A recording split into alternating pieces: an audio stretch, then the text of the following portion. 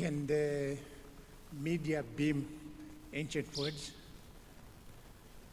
Holy words, rather. Okay. While we wait for our friends to join us, can we just sing this hymn, Holy Words?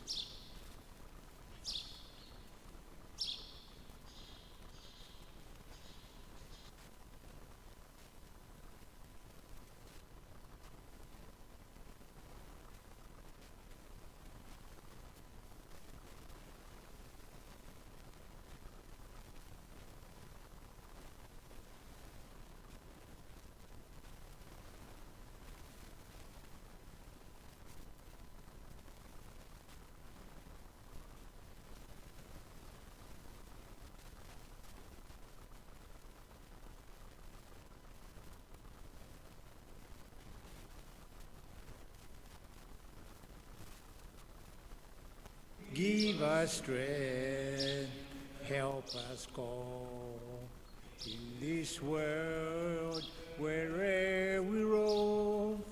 Ancient words will guide us home. Ancient words, true, changing me, changing you. We have come. Open heart, so let the ancient words depart.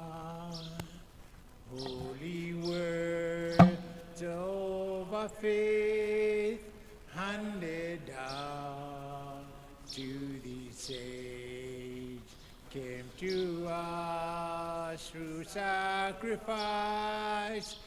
Heed the faithful word of Christ. The word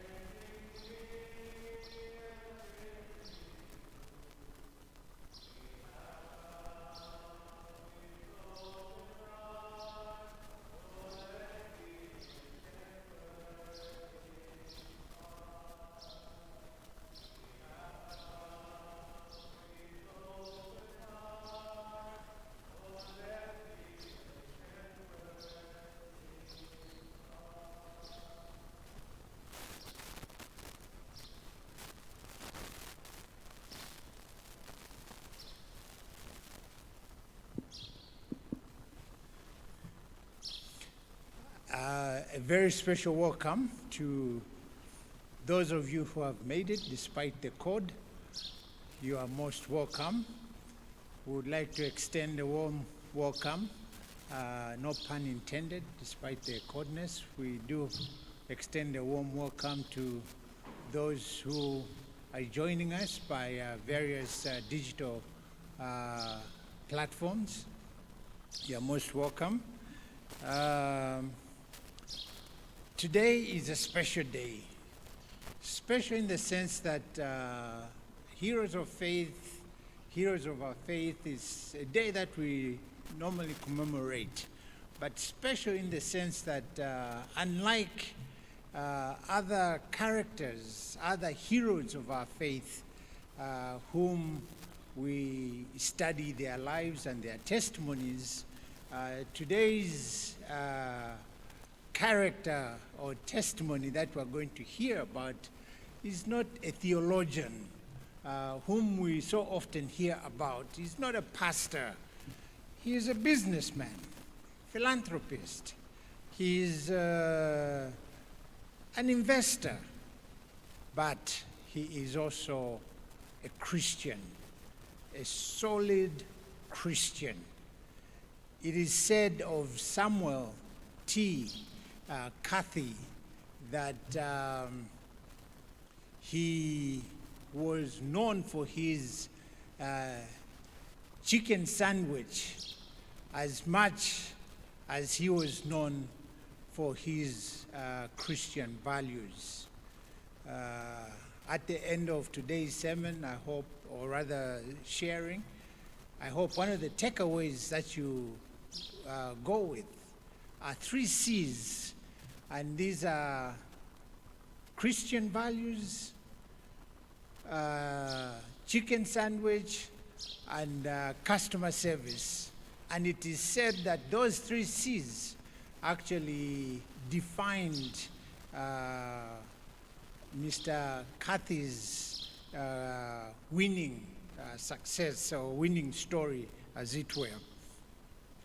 I certainly cannot wait to feast on a man who, from humble backgrounds, became a self-made billionaire and was very much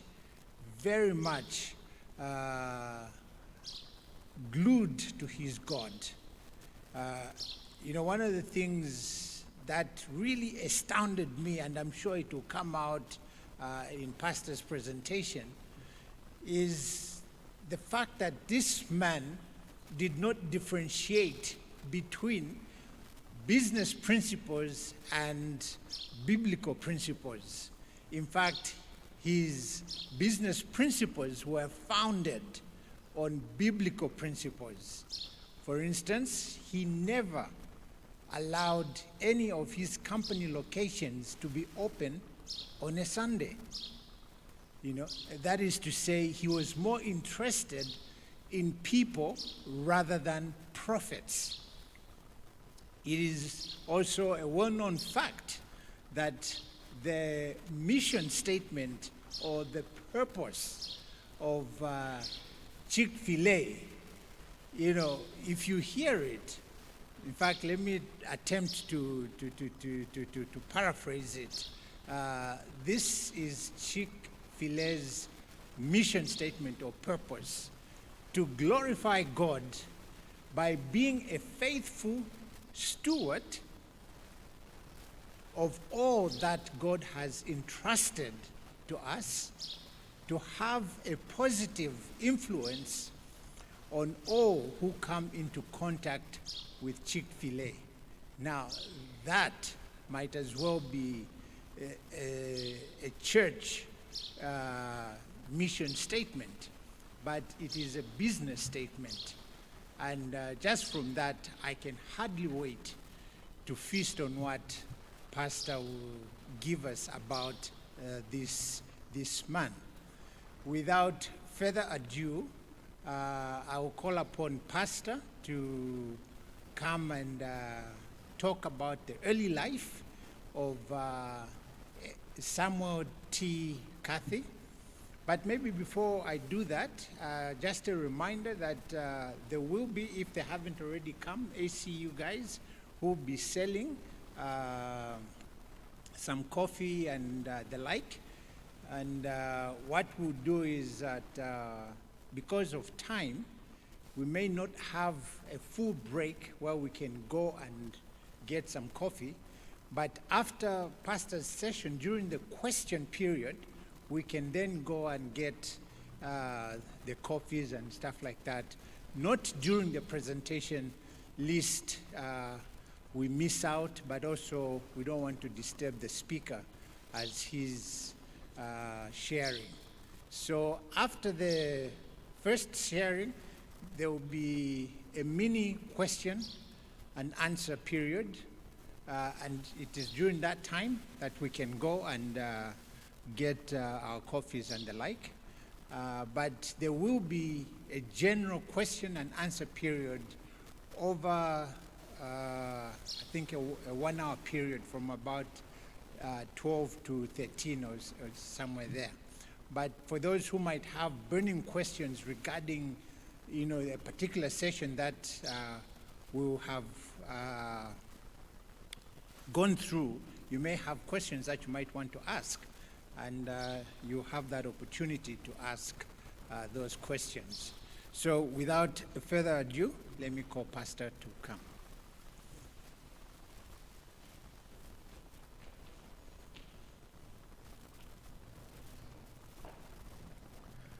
Thank you very much. I hope my earpiece is working. Now, could I ask that we spread out this way? Because otherwise I'll be talking like this, and then the camera is here. So if we could just, let's fill the first three. So ushers, instead of standing there, why don't you stand here? Where's the usher? I can't see him. If you could stand where Mr. Chakonta is standing, so that as people come in, they cover this first, and then you slowly move backwards. Okay? So if you could at least, you're facing the wrong way. If you could be looking there, yeah, those are the people you need to be inviting, yeah. Okay, so let me begin by just reading to you Proverbs 22 and verse 1. Proverbs 22 and verse 1. The Bible reads there, "A good name is to be chosen rather than great riches, and favor is better than silver or gold." Basically, this was the scripture that Samuel Truett Cathy volunteered in his classroom when he was in grade 3 to the teacher who was teaching them. And that particular teacher would always ask one student to submit a text, and well, a number of students to submit texts of scriptures, and then he would choose one which would then be passed on to the pupils to memorize. And so on that particular occasion, this was the text that Truett gave, and they memorized. And consequently, after that, this was one of the most important texts in the whole of his adult life. The book that I'll be quoting from most of the time was written by Truett himself, and it is entitled, "How Did You Do It, Truett?" And I just want to quickly quote from page 1 and 2. He says there, "Have you ever eaten a spoonful of lard? What about a cup of sifted flour, or a cup of sugar, or maybe a couple of raw eggs? Probably not. But everybody has enjoyed a delicious cake, the result of mixing of those ingredients together in the right proportion and baking them. When I was a boy, on a rainy Sunday afternoon, I would go into my mother's kitchen to bake a cake, and I learned the importance of having all the right ingredients. If I didn't have a necessary ingredient to complete the cake, I might try a substitute. Sometimes it worked, and sometimes I made a flop. Building a business is like that.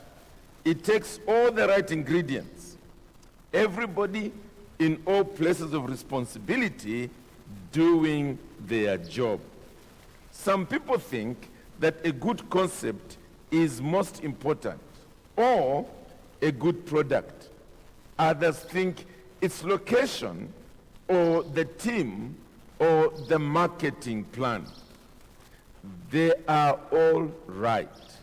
It's all these things and more. Oftentimes, when we experience success at Chick-Fil-a, I pat myself on the back and congratulate myself for the accomplishment. Then I remind myself, Truett, you didn't do it. God did it. Along with high quality people at Chick-Fil-a who have great ideas and work extremely hard to make the business successful. And our loyal fans who are just as important to our success.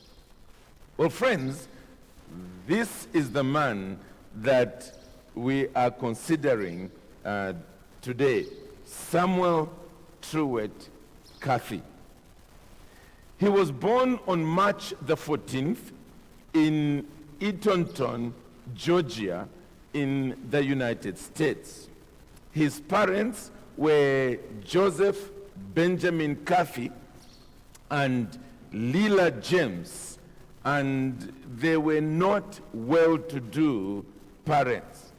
In fact, primarily due to what was called the Great Depression, his dad, who was an estate and insurance salesman, ended up being broke. For the purpose, Shirambu, could you please make sure that people are sitting there? Okay, now again I'm being forced to start looking this way. Okay, please. But our Chief Usher, also tell them, please, don't be too respectful, just, Okay, thank you very much. So, as he was going through his business, the Great Depression, which is a historical event, what basically happened primarily in the USA, was a crash that took place in the economy of that country, and then it spilled over to other countries as well. It began with the realm of stock, and there was a lot more money that was being dished out than the actual real production taking place. And somewhere along the lines, it becomes evident to all, and when people realize it and then they begin to withdraw their finances, it causes an entire economy to collapse. And that's basically what happened. Truett was the sixth of their 7 children. And they learned during those very difficult times to be hardworking in order for them to survive. The mother, who was deeply spiritual, ended up renting a boarding house. And in renting it, she then also began to rent out spaces in it to young people, and it was that then kept the family going. She primarily would cook the meals for them, and she was a very good cook, and that's what made that boarding house very popular to young people.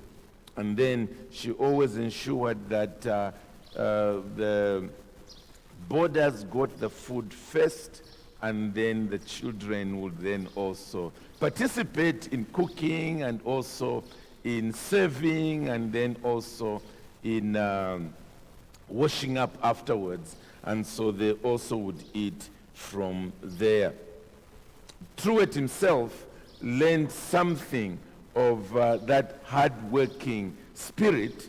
At the age of 8, he was already selling soft drinks in front of the family house by the roadside.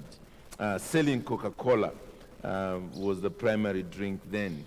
And by the time he was 12 years old, he hired himself out to a local newspaper so that he was then distributing newspapers on their behalf to subscribers along a particular route. In fact, he maintained that up to the time he was 19 years old. Let me quickly read from page 4 of this book. He says, my parents didn't have a lot of money, so I knew that if I wanted nice things, and I did, the only way to get those things was to work hard and save money.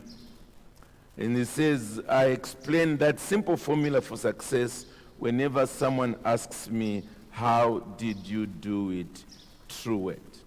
So that's what he did, and therefore he grew up knowing what it meant to be a hard worker. The school he went to was simply called Boys High School in Atlanta, and he never went beyond high school. In other words, he never went to college and he never went to university. When the Second World War came around, he was part of the army. He volunteered in the U.S. Army. Now, Truett loved cooking. He loved baking. And it is something that he particularly learned from his mother as she was running this boarding house. So let me just quickly read again what it says here. To the question, how did you learn to cook? His answer was quite simple. At my mother's side. Mother ran a boarding house when I was growing up, and every afternoon she cooked supper for our boarders. My sisters were all good cooks too. My jobs in the kitchen were to shuck corn, shell, peas, set the table, and wash dishes. Boarders loved mother and loved her food. She never used a recipe. She had cooked for so long, she relied on instinct when it came to ingredients. He says, I watched her and helped her. And sometimes on Sunday afternoons, she let me bake a cake by myself. Of course, I didn't have her experience in the kitchen, so I followed the recipe carefully, as long as we had all the ingredients. When we didn't, I would ask mother, and she would explain how I could substitute something we had in the kitchen for a missing ingredient.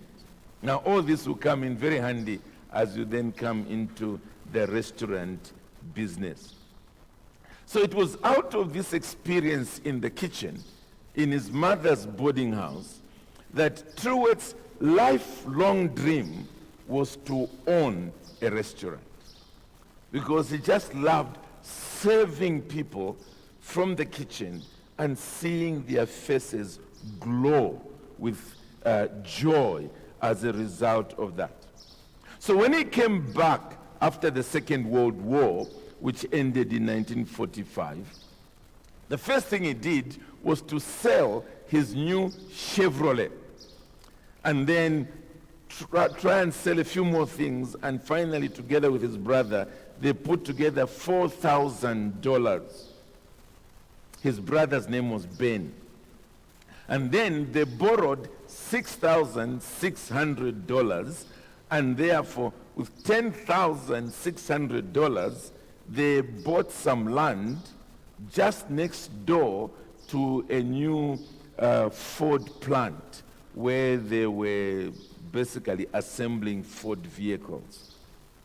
So they bought land, and then with the little money that they had, they put up this small restaurant, very, very small restaurant. And when I say they put up, yes, they hired a contractor, but because they did not have enough money, they literally worked with the contractor themselves. So they dug the trenches, they poured the concrete, and they participated in putting up that structure. And the restaurant was called the Dwarf Grill, and that name Dwarf had to do with the fact that it was extremely small. It only had enough spaces for 10 stools and about 2 or so tables. So it was a very small enterprise. And as I said, it was next to the Ford assembly plant and also to Delta Airlines headquarters. On May 23rd, 1946, they opened doors. And on the very first day, their income was $58. That's how much they made on their first day. Truett was 25 years old and still single. So he was a very, very young man at that stage. And so he could afford, he says he could afford the risk because there was no family that he was going to end up putting in hard times. So what these two brothers did was that the dwarf, because the assembly plant functions 24 hours a day. So what they did is they kept their restaurant open 24 hours a day. They simply divided out the shifts. So Ben would handle 12 hours, and then Truett would also handle 12 hours. But he says that often, because there was so much work, they would actually go beyond 12 hours each. And again, he was a bachelor, so all he did was very close to the little restaurant. That's where he was renting a room, and that's where he was actually staying. So he would end up doing, in fact, more hours, and then just go and sleep, collapse, come back into the restaurant the next day, and so on.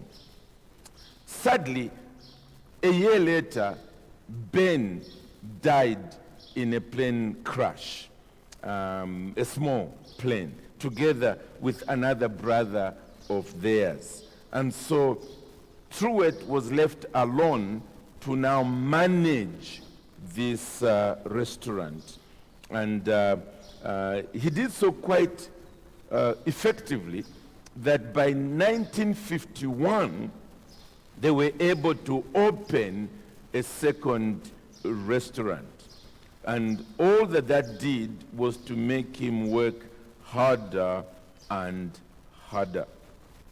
So he says, for 21 years before I opened the first Chick-Fil-A restaurant, I operated the Dwarf House. So they changed it from Dwarf Grill to Dwarf House restaurant in Hapeville, Georgia.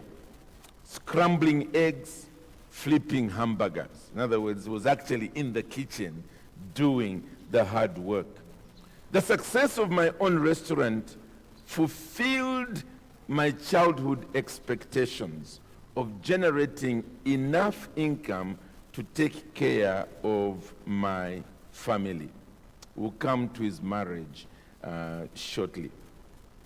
I loved my customers and the people who worked with me.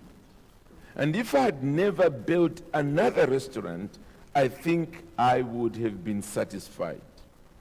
The Dwarf House generated enough income for us to live comfortably on our 262-acre farm south of Atlanta. So we'll come to that as well when we come to the family. Perhaps let me go to the family now, and then we will come to the Chick-fil-A restaurant and the way it was born. So in 1948, which is now 2 years after the starting of his restaurant business and 1 year after the death of his brother, on September 19, Truett married Jeanette McNeil. They had met in the West End Baptist Church in Atlanta when Truett was only 8 years old and Jeanette was 7. And he says it was love at first sight. Yeah, they married, as I said, in 1948 and remained married and for 65 years until he died in 2014, and then she died the following year. So their meeting was first of all in 1930, but out of that they then basically remained friends for 18 years. So it wasn't until 1948 itself that he proposed marriage to her and they got married. Jeanette immediately threw her weight into helping Truett with his restaurant business. And as the business grew, that's how they were able to buy this farm, 62 acres of land south of Atlanta. And God blessed them with 3 children. Dan was the eldest, who is now the chief executive and chairman of Chick-Fil-A. Don was the second born, and then God also gave them a daughter by the name of Trudy. By the way, that's them in their old age, showing their love for each other as they were drinking together from a Chick-fil-A drink there. So immediately after that, as the children were growing, Truett and Jeanette labored hard to make sure that their children learned the discipline of hard work. And I'll just again quote from here. This is one of their children, Don, testifying. He says, when Dad came home from work and he worked a 10 or 12-hour work day, in other words, if he went in at 8, he came out at 8 p.m. He got us out there to help him put up barbed wire fence or hoe an acre garden. So we got out there and got into gardening. He wanted us to learn the importance of hard work. And at the same time, the physical labor helped him get rid of stress. So that's the input with respect to developing children who became hard workers. And as they grew up, he formally employed them into his restaurant business. So they were actually on salaries. They were employees, and they would be working in the family business. And even later on, when they launched out into the Chick-fil-A business, Jeanette remained very supportive to his enterprises, and a number of them I'll come and mention in due season. Jeanette was a very spiritual and godly wife, and one of the things that she always ensured, even from the very beginning of their marriage, was tithing. That as they earned money, she ensured that her husband tithed from their income. And it was a discipline she had learned from elementary school. In due season, partly born out of her boarding facility experience, they went into orphan care. And I will come back to that in due season, because they opened up a number of orphanages across America and raised quite a number of children. In fact, that picture is him with a number of the orphans that they had brought up. But we'll skip that for now. So we still, let me just make sure I'm keeping my timing right. Okay.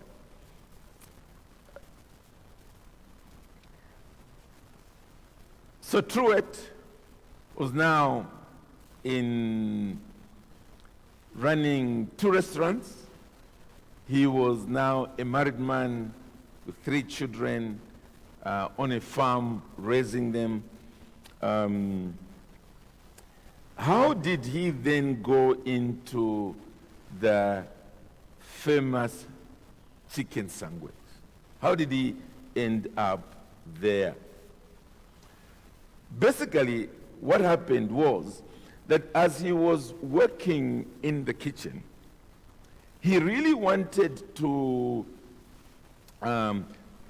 develop the best possible, let's use the word, hamburger, because it was the big thing in those days, so that the cooking was just right. And one of the things that he always frustrated him was that he didn't want the cooking to be overdone, neither did he want it to be less than done. But whenever there was bones in the beef, he found that whereas on the outside, he would be very happy with the way it was cooked, every so often, the customers would come back with a complaint that there was still blood, especially near the bone. And so, to cook it to the point where the blood wasn't there, it would be overcooked, and he didn't like it. So he got to the point where he decided, okay, I'm going to prepare meat without bones. So that was the first step in getting rid of bones in what he was cooking. And he found that it cooked better that way. It was more uniform on the outside as well as on the inside. But to go a little further, he decided, let me go more into chickens instead of beef. And he found out that the Delta Airlines would normally prepare the food. Remember, Delta was just across from where he was running his restaurant. They would prepare food on flights. And when they would prepare their food, they had to cut in such a way that it fitted, those of you who've flown a little bit, you know, it fitted into their trays and those little things that they would put there. And then they would get rid of the remaining pieces. So he went into negotiations with them so that they would then sell him what they obviously were keen to get rid of. And so when they sold that to him, he then began doing trials on those chickens in order to see how he could improve their taste. And what he was doing is that he would try various recipes.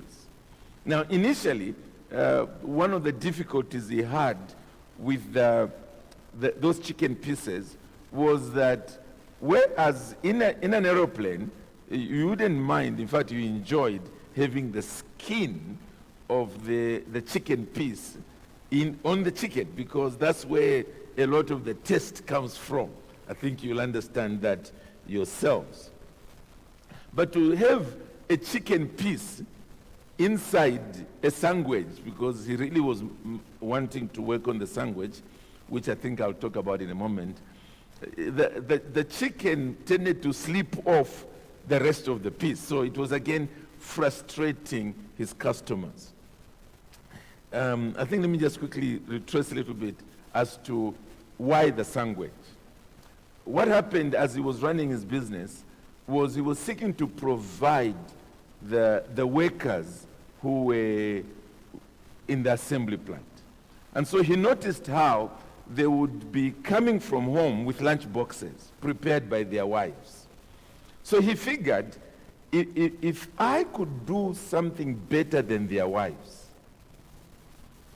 they will stop coming with lunch boxes and then they'll be buying from me. That's really the way he worked it out.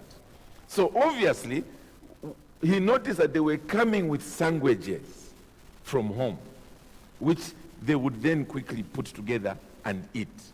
So he figured, okay, so what I'm going to do is I'm going to come up with the best possible sandwich.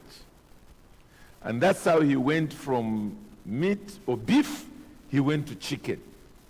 And then he was experimenting with that. So finally, by the way, he won. Most of them stopped coming with food. They were coming to his restaurant, getting and then going off to work. But then, so he figured, okay, I need to get rid of the skin.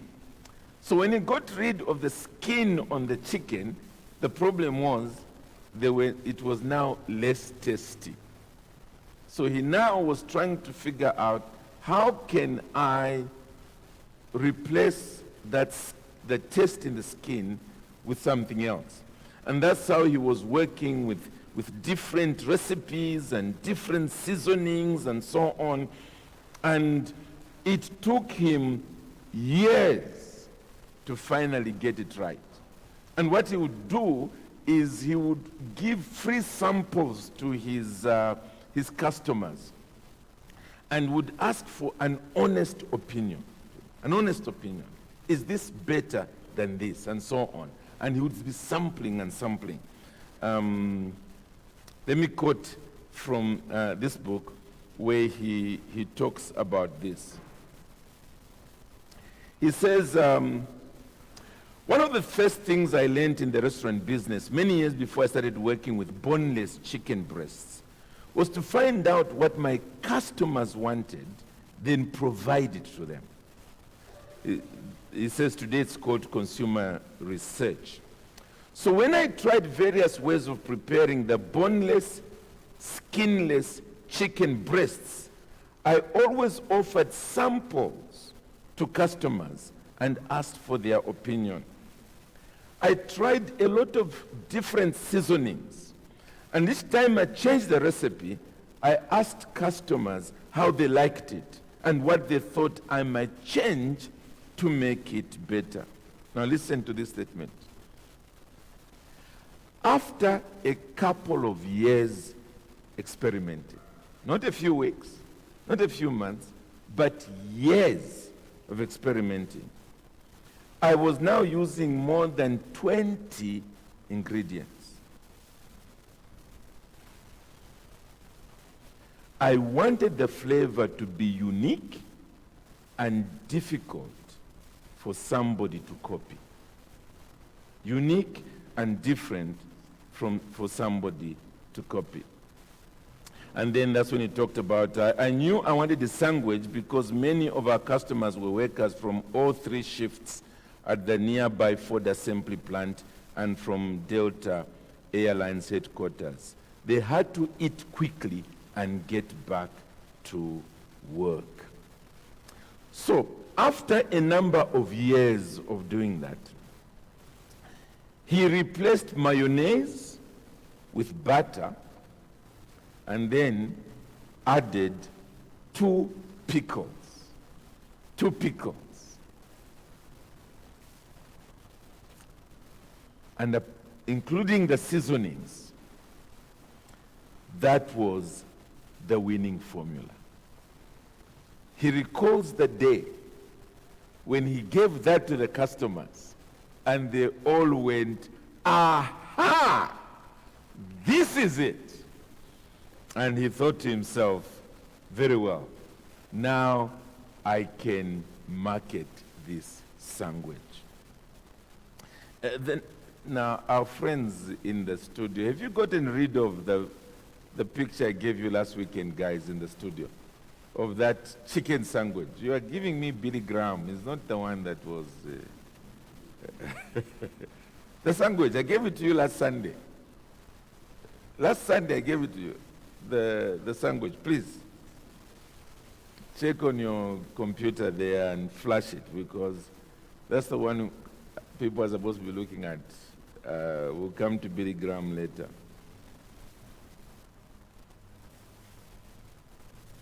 So the next task he had was to give that sandwich a name and patent it as a trademark. You know, that way people cannot copy, otherwise they get into trouble, and so on, with the law. So he went from chicken.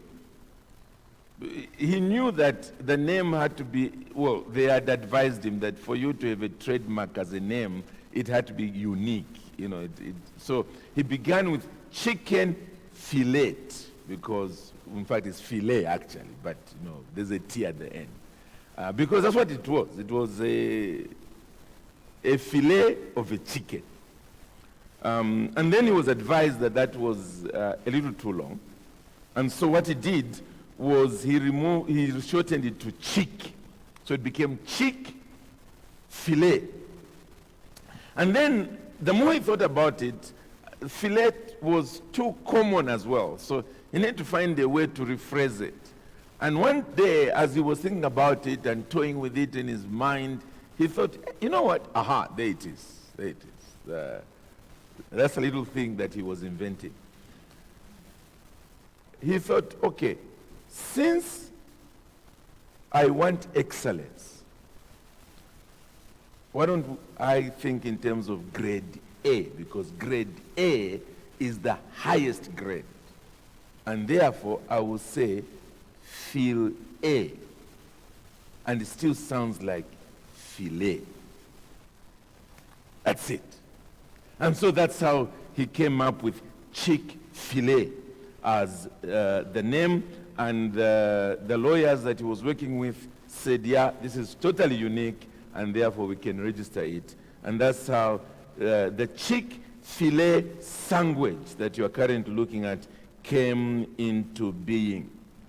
He then hired some designers for them to design the logo, and so that was designed, and everything came out in 1967, and the design came out in 1967 finally.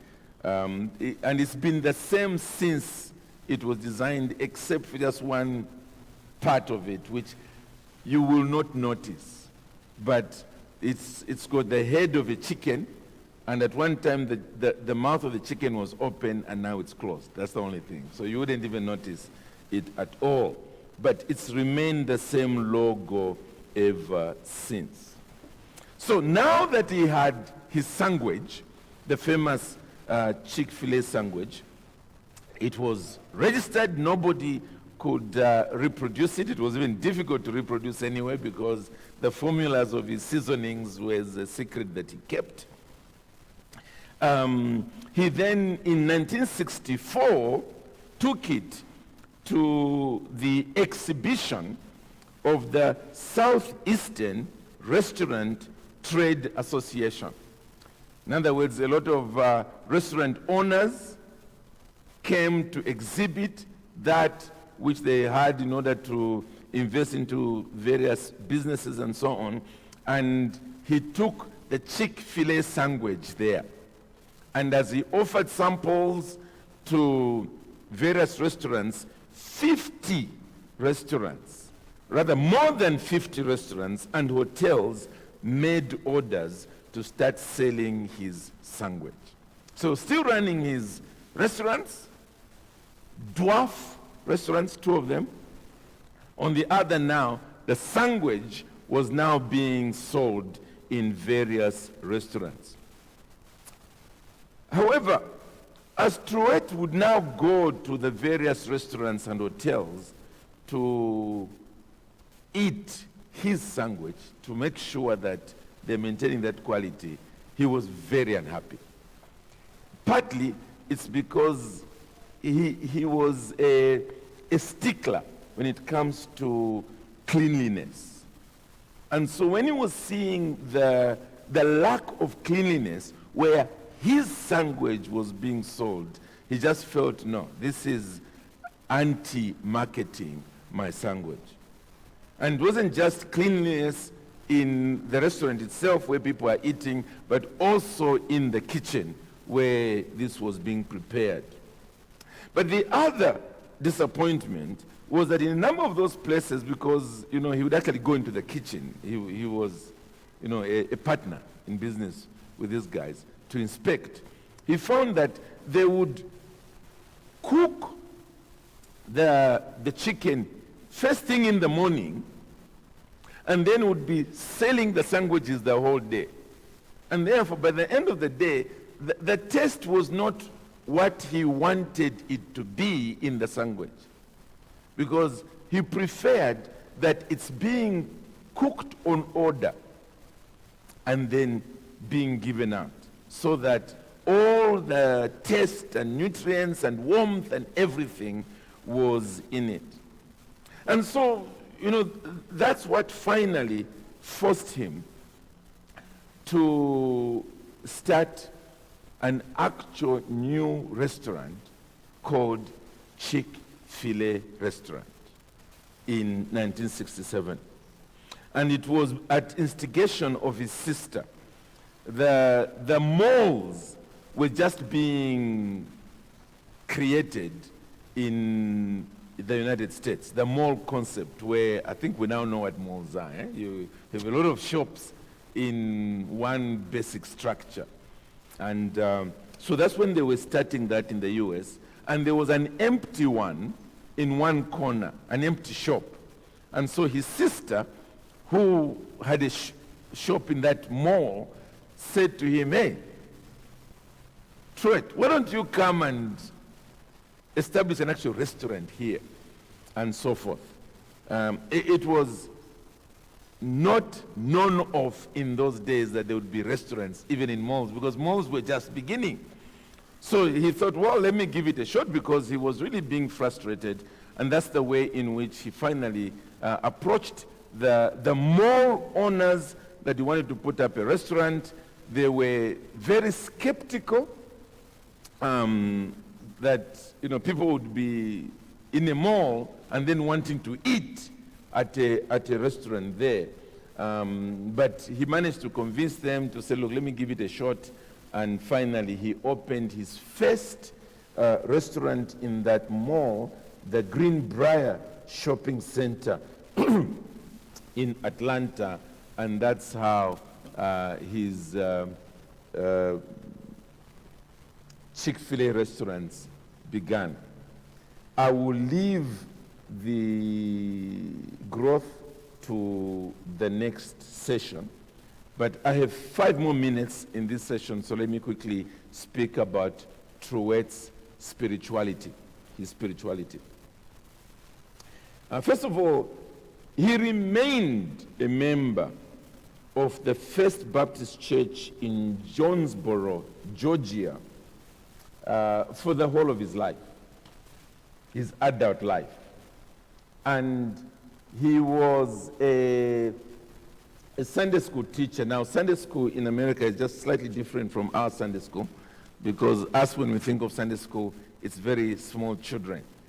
Whereas for our friends, Sunday school was the hour before the morning worship service. So that entire, so adult Bible class and children's classes and youth classes and so on are all referred to as Sunday school. And the idea being that it's the educational element of the life of the church. So that was a slight modification from what it was in England and so forth, when it was primarily little children.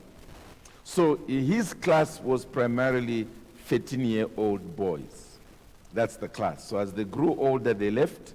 Others came in and so on. So that particular class is the one he taught for 50 years. So even when his business was taking him everywhere, he made sure that on Sunday he was available in class to teach his 13-year-olds.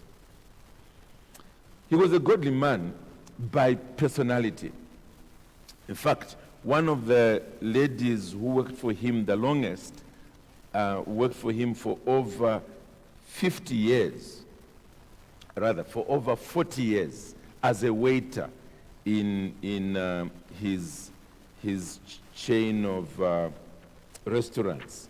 But this is what she said in a newspaper article. Now, this is somebody who's worked for you for over 40 years. So this is not someone you put on your best behavior for 3 weeks. Over 40 years. An Atlanta newspaper reporter interviewed Zelma when she was about to retire, after working, as I said, for over 40 years. And he asked what made her so loyal. And this was her answer: "I've never heard Mr. Cathy raise his voice.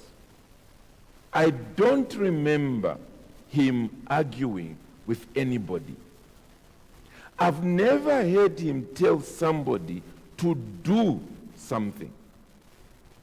He would ask. He would say, 'Zelma, would you make me such and such a pie? Is that a problem? In other words, would this be inconvenient to you?'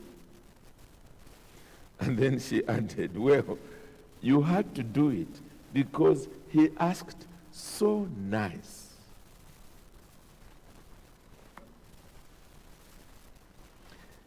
The Bible was his guide in all the decisions that he made. And this will come out a few times as we proceed. And therefore, he took the Lord's Day seriously. And thus, all Chick-Fil-A restaurants, which he owned, of course, were closed on Sundays so that employees could rest and also go to church. So he refused to sign contracts with mall owners when they insisted on his shops being open 7 days a week. He would simply say, sorry, I won't accept that. They also found it difficult because all the shops would be open 7 days a week, and then there would just be this one shop that's closed. So you understand, it just wasn't a good business sense for them. But that's the way he worked. But also, Truett felt that closing on Sunday made a lot of sense for his own testimony to his 13-year-olds that he was teaching on Sunday. And this is the way he put it. It's interesting because, obviously it was his business. Finally, we close on Sundays because we believe it is the right thing to do. America has changed dramatically since I started out in the restaurant business in 1946. But principles have not changed. I was teaching Sunday school to 13-year-old boys one week, and I asked, what would you think if you knew that my cash registers were jingling? Now, I think it's only business people like Mr. Bota would understand cash registers. What it says is, those machines, when you pay, they would sort of put in, and then it would, the bottom part would sort of come open like this, and then the person puts in the money and gives you the change and then close. Okay, so those are the cash registers. So he's saying, what would you think if you knew that my cash registers were jingling? In other words, they were active, they're bringing in money. While I was teaching this lesson to you on observing the Lord's Day. So he's teaching them about the importance of the Lord's Day. One boy answered, I would think you are a hypocrite. And he said, that was enough. It settled the matter. But then, as he goes on to say later, I believe the record has proved us correct. Closing on Sunday turned out to be the best business decision I ever made. And then he said, we generate more sales in our restaurant in 6 days than many other chains do in 7. So he says, so I tell my restaurant, rather I tell our customers, you eat with us 6 days a week, and then I give you permission to eat somewhere else on Sunday.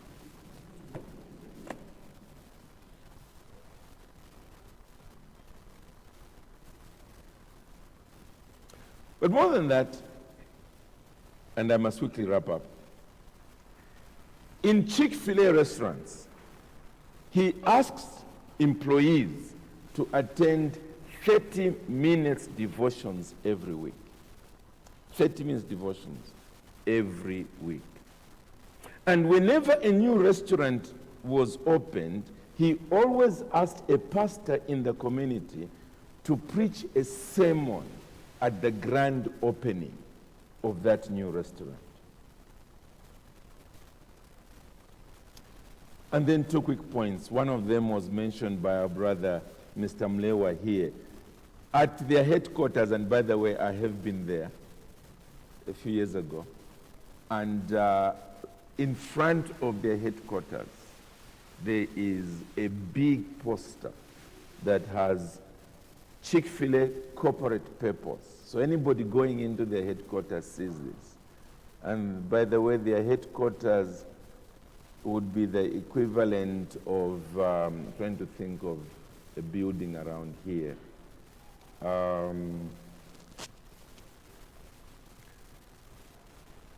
Has anybody seen the new Bonanza Hotel somewhere near the airport? Anyone here? Okay. Yeah, those of you who've seen it, that's the way it looks, their headquarters. As you're making your way there, and finally you arrive, and you see this huge complex, you go, wow! And then the first thing that greets you is this signage. The purpose, to glorify God by being a faithful steward of all that is entrusted to us. And notice the first few words, to glorify God. And then, number 2, to have a positive influence on all who come in contact with Chick-Fil-A. And you notice nothing is said there about profit. He will talk about it a little later. A final quote, and I must sit down, is what took place, and I trust it continues even after he has died, at their management retreats.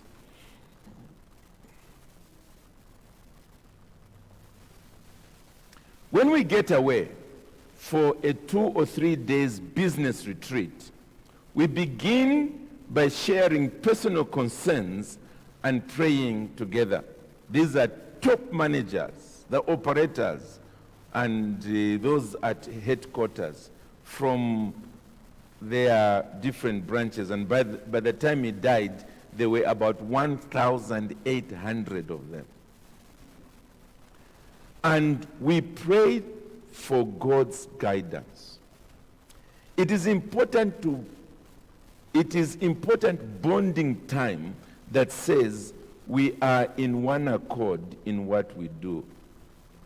We don't have conflict in our executive committee meetings. That doesn't mean we don't disagree.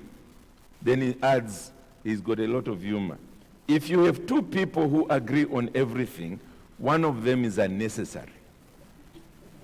Okay, so, they disagreed, but there wasn't conflict. In other words, when you went for their company management retreats, it was like going for a church officer's retreat at your church.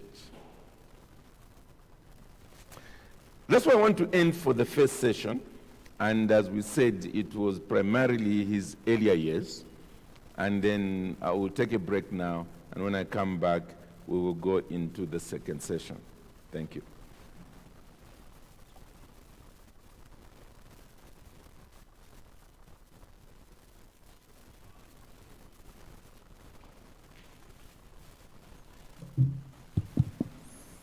Thank you, Pastor, for that sharing. To be born in abject poverty, to be raised during depression, and to be called a self-made billionaire. Surely there is a lot that we can learn because time is not with us. Pastor has just given us an overview of the man's life. Now, certain nuances, what Truett did, can only come out if you ask probing questions. So this is an opportunity to ask those questions, and I'm sure Pastor is prepared, but he can't just give everything that he has prepared because of limited time. So this is a time you can ask those questions, and like we said, during this 15-minute question period, you can buy some, there are some budding entrepreneurs outside from SCU who want to become like Truett as well. So, they're in the corner. So you can walk over there, buy your coffee and whatever it is they're selling, but you can also ask questions that can help fill in some of the gaps that you might have. So questions for Pastor. Yes, Elder Botta.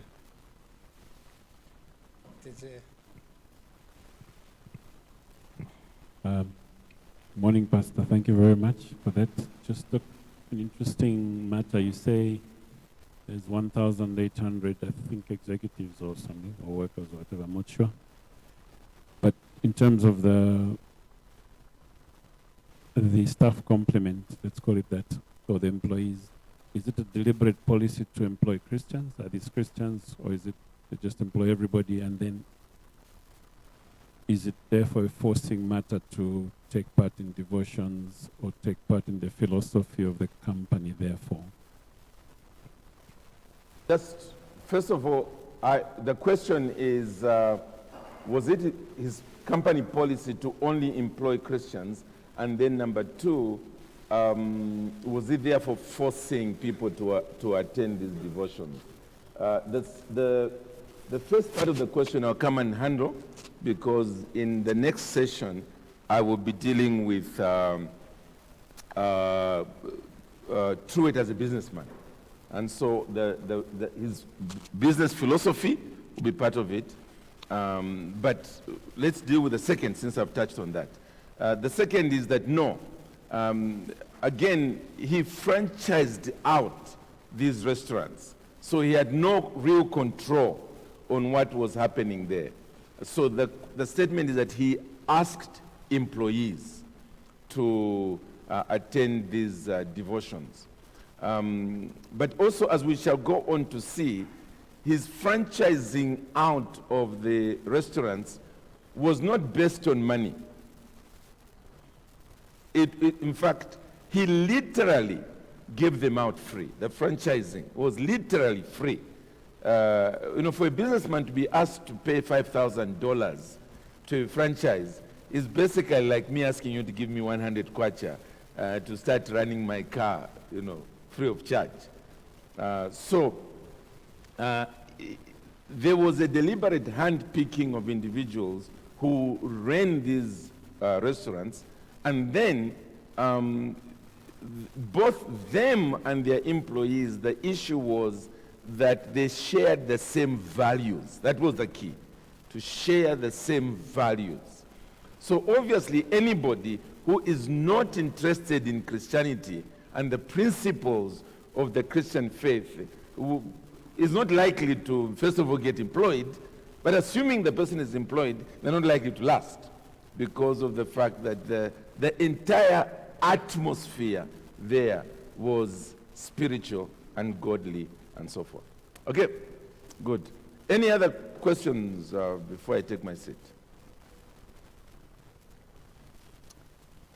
All right. Oh, there's one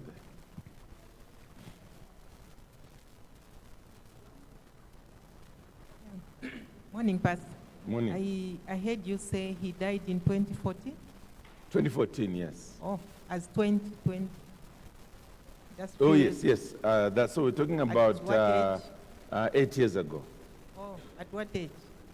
92 or 93. Yeah. When he was 85, he wrote saying the best years are ahead of me.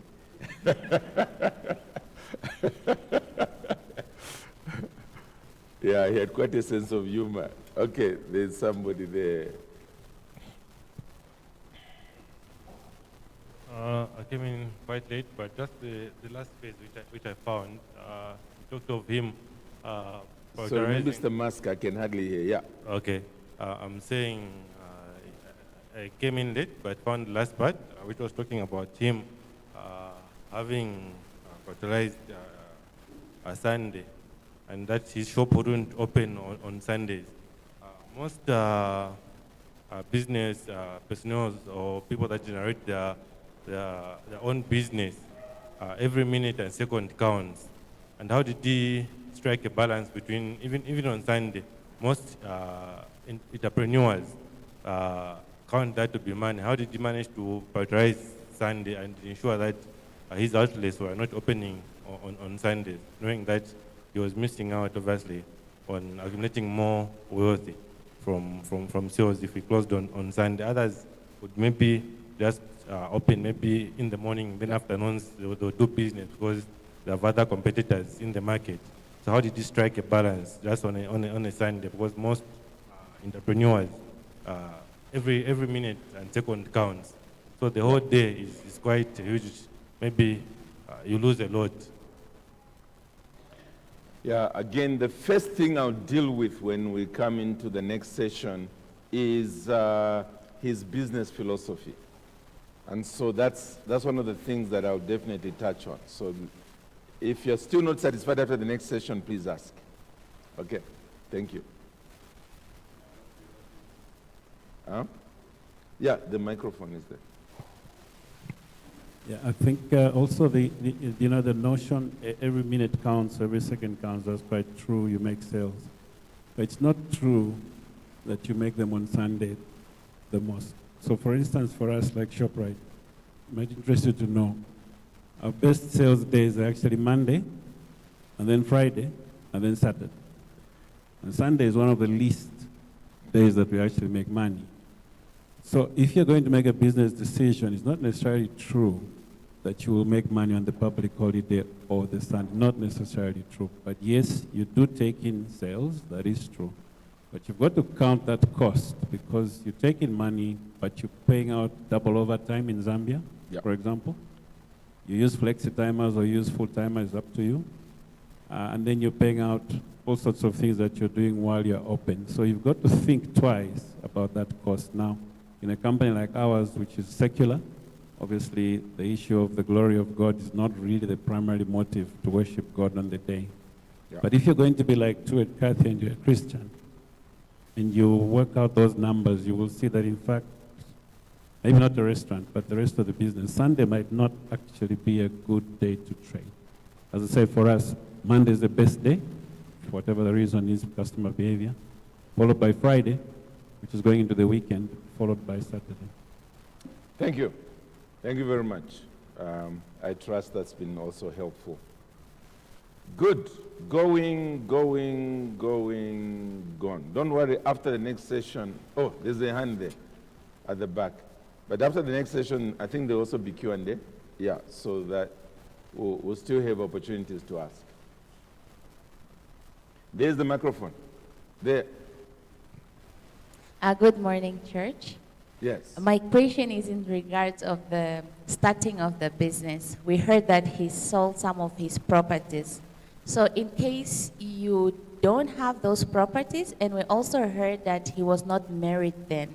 So if one is in a couple, let me say, one is business-minded and the other one is not. How do we do this? We heard that he went to get a loan, and we also heard of the sales he made. So how do we harmonize that? Yeah, let me quickly say that for your benefit, Credula, normally these seminars used to be the whole day. And immediately after lunch would be group discussions. I think most of you will remember this.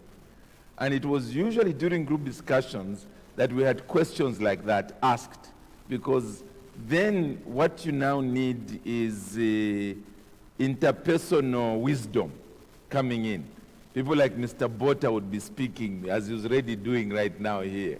Okay, because me, if you ask me that question, I'm as ignorant as you are. Yeah. Ask me between Genesis 1 and Revelation. Yeah, so, yeah, Mr. Bota wants to, Okay, yeah. So here's another businessman who might be able to answer such questions. But that was the benefit. However, we realized that now, because we've got so many seminars now across the year, to now keep this the whole day was going to torture you people.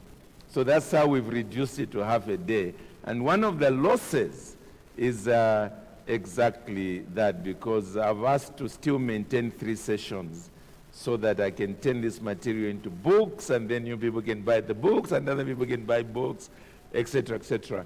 And that's one reason why this is being recorded, so that it can end up being books.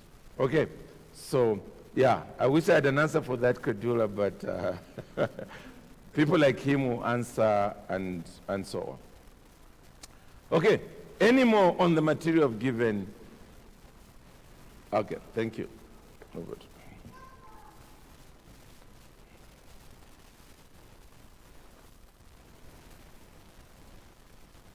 The volume?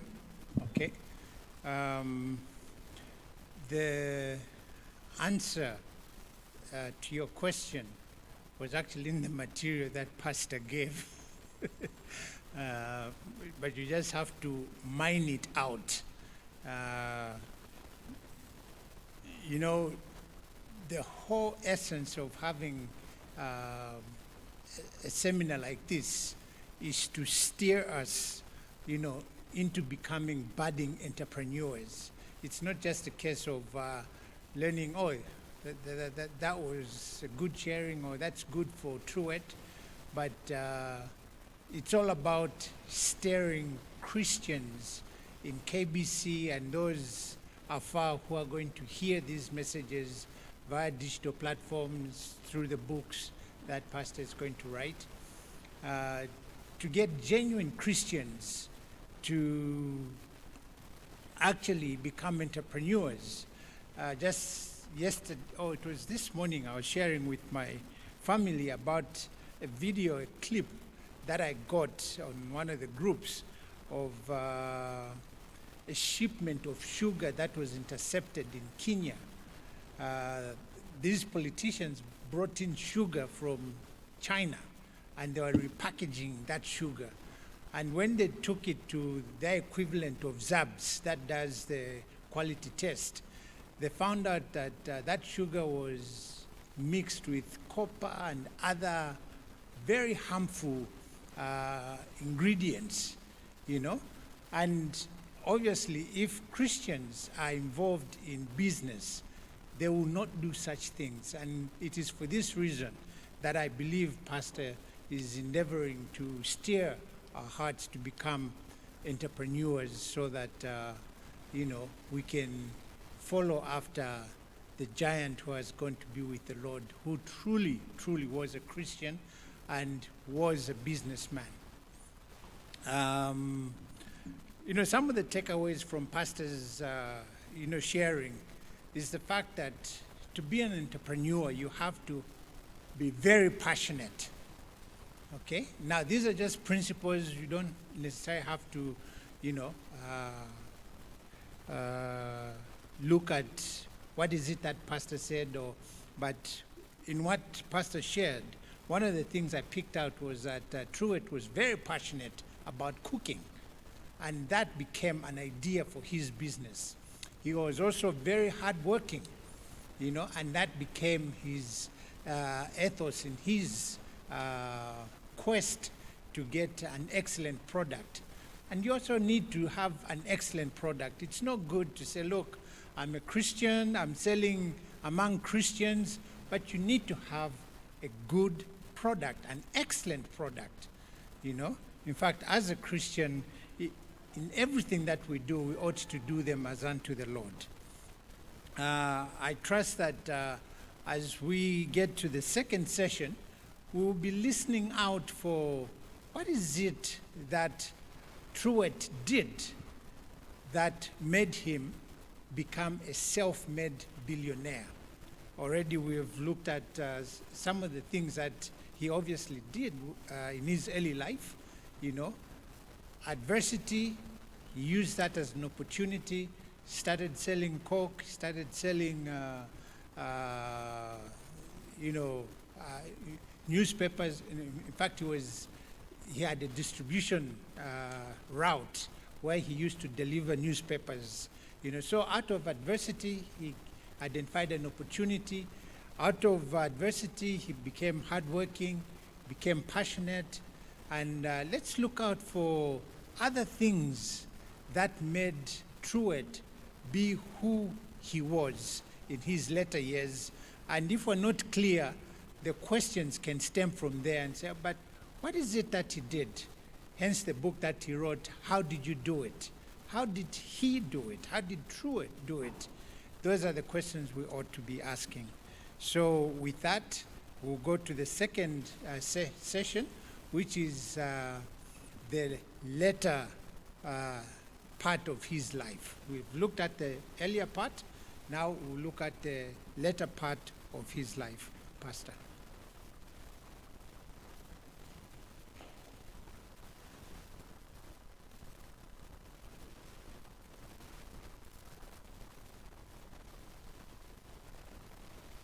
I can tell that the person who's leading this was deliberately chosen because he's a businessman. So He's speaking very knowledgeably.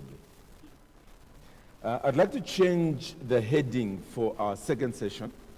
As I prepared, I thought instead of calling it his latter life, we should call it Truett the businessman.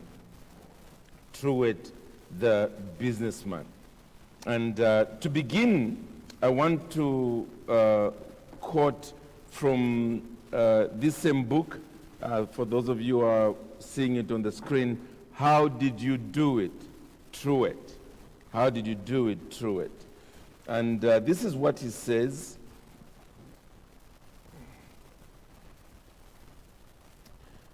We all know that the scorecard of any business is the profit it produces. Without profit, we cannot take care of our employees, our families, or contribute to the betterment of our communities. The question is, how do we balance the pursuit of profit and personal character? For me, I find that balance by applying biblical principles.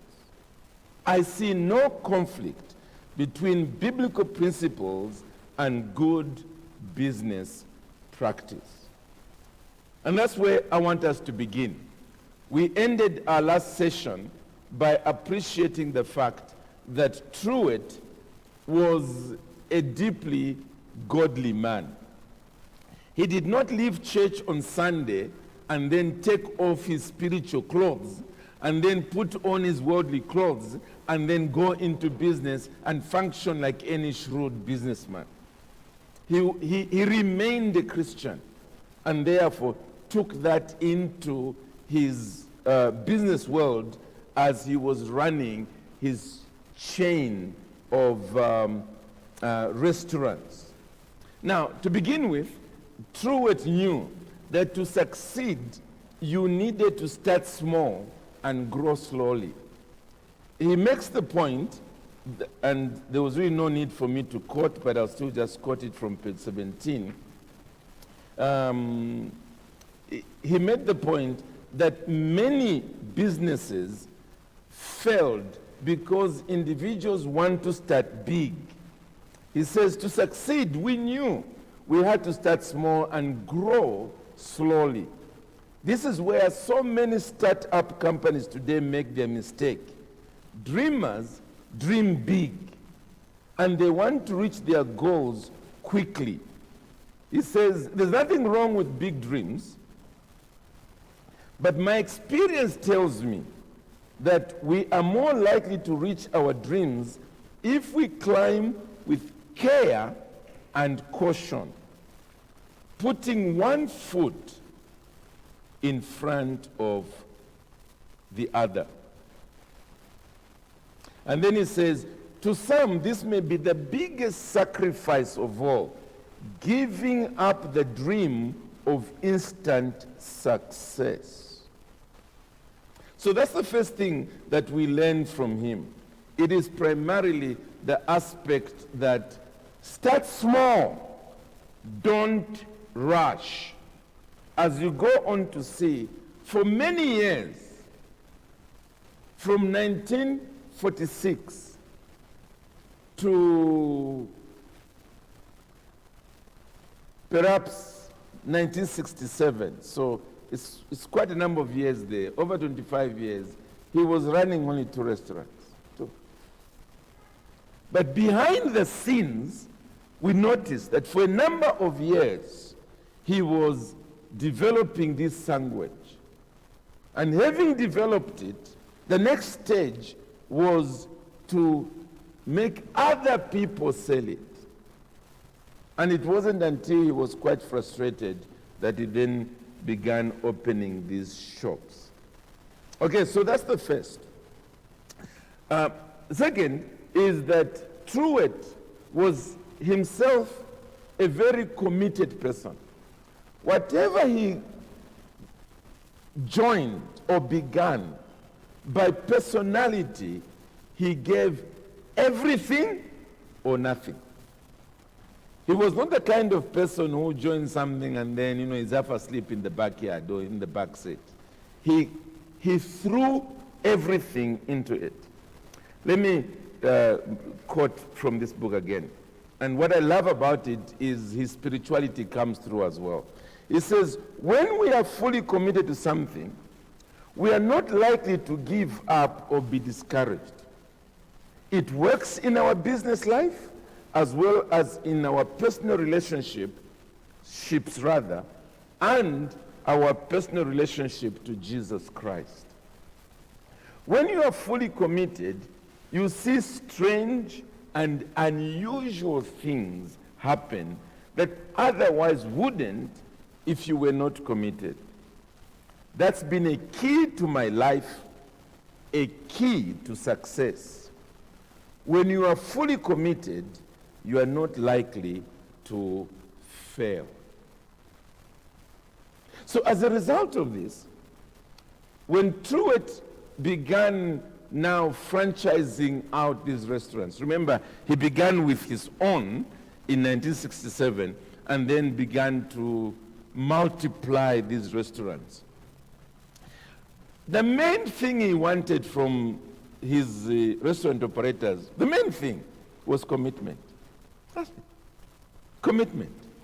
It wasn't the initial start-up money. Other restaurants like McDonald's, you'd be paying hundreds of thousands of dollars to become a franchise owner. Not so with him. I mentioned the amount of money already there. So one of the requirements he had of franchise owners is that it should be your only business. Your only business. So if you had other businesses, close them down. This should be your only business. And you must be at the restaurant yourself. You must be mingling with your customers yourself. You are there. And he said, if when they're interviewing somebody and they offer him the opportunity to say, okay, could you be a restaurant owner? If the person says something like, I'll give it a try, he said, that's it, I would close the issue. Because anybody who's trying to give something a try is not worth remaining with.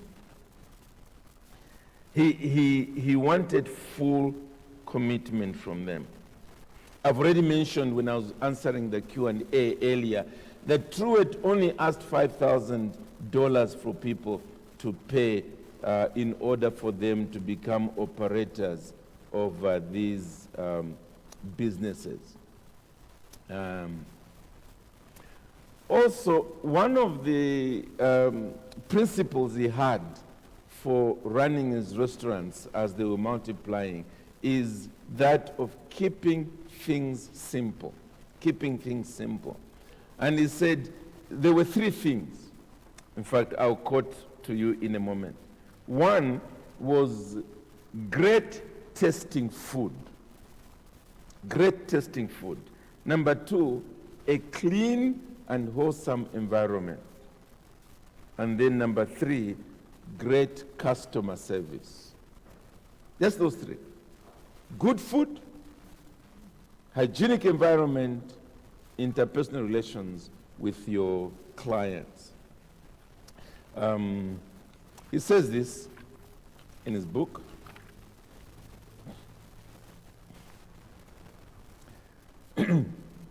As we built Chick-Fil-A over the years, the unexpected opportunities we encountered created many complex situations.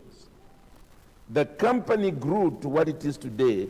This was 2007, by the way, 7 years before he died, because of hardworking people who understood the complexity. Notice, complex situations, now complexities of operations, legal, marketing, personnel, real estate, and other issues. Every day, though, notice the though, we remember that Chick-Fil-A sandwich is really a simple concept. The sandwich, simple. We take advantage of our greatest opportunities when we keep it simple, focusing on serving great tasting food in a clean, wholesome environment with great customer service. Now listen to this. That hasn't changed in 61 years that I've been in the restaurant business. Same approach throughout. He was not keen for long-term planning, which his children were trying to get him into. So they would say that when he was in these management planning meetings and they're coming out with plans that are supposed to go on for years, they noticed how he just went blank. He lost interest. And he would say to them, you know, sort of get over that. Because for him, he wanted to take advantage of unexpected opportunities. He had his ears to the ground. So when there were changes taking place, he wanted to maximize on those. And he knew that if we had invested into something that is rather long-term, it would be very difficult to make the shift when it was necessary to do so. And then comes the question that was also raised to do with Sundays and so on. Truett always insisted that his company should focus not on profits, but on people. Not on profits, but on people. And therefore, he was huge on courtesy. Remember that aspect that was mentioned earlier on, great customer service. So as a businessman, his issue was not so much how much are we going to make this year and let's go for it. It was always what else can we do so that we never lose a client. To him, the biggest disaster in business was when a customer moves from his business to another restaurant. That's the biggest loss. And he always wanted to address the why question. Customer satisfaction was very important to him. And it was not simply because the more customers you have, the more money you brought in. No. It was always concentrate on the people. The margin line would take care of itself. So, courtesy was all important. He says this, be kind to your customers. It's the key to success. Like the biblical commandment, there it is again, you know, the Bible factoring it in. To love your neighbor as yourself. All the other instructions for success in the restaurant business or any other business hangs on this one. Love your neighbor as yourself. He says you can't beat the golden rule as a business philosophy. Do unto others as you would have them do unto you. He says one of the years when they met their operators, remember those retreats we were talking about earlier, one of the years, the theme for that annual business seminar was this: courtesy is cheap, but it pays great dividends. Courtesy is cheap, but it pays great dividends. He says that, you know, because they work it into not just top management, but all the way to the least workers in employment. One young man who was a waiter, at one time as he was serving the customer with a meal, when the customer expressed, finished eating and was ready to pay, the waiter said to that customer, "It's okay, I'll pay your bill for you." This customer, it says he was completely astounded. Nothing that had ever happened to him. He asked the waiter if he had understood correctly. And the young man answered and said, "Yes, it's my Christmas gift to you."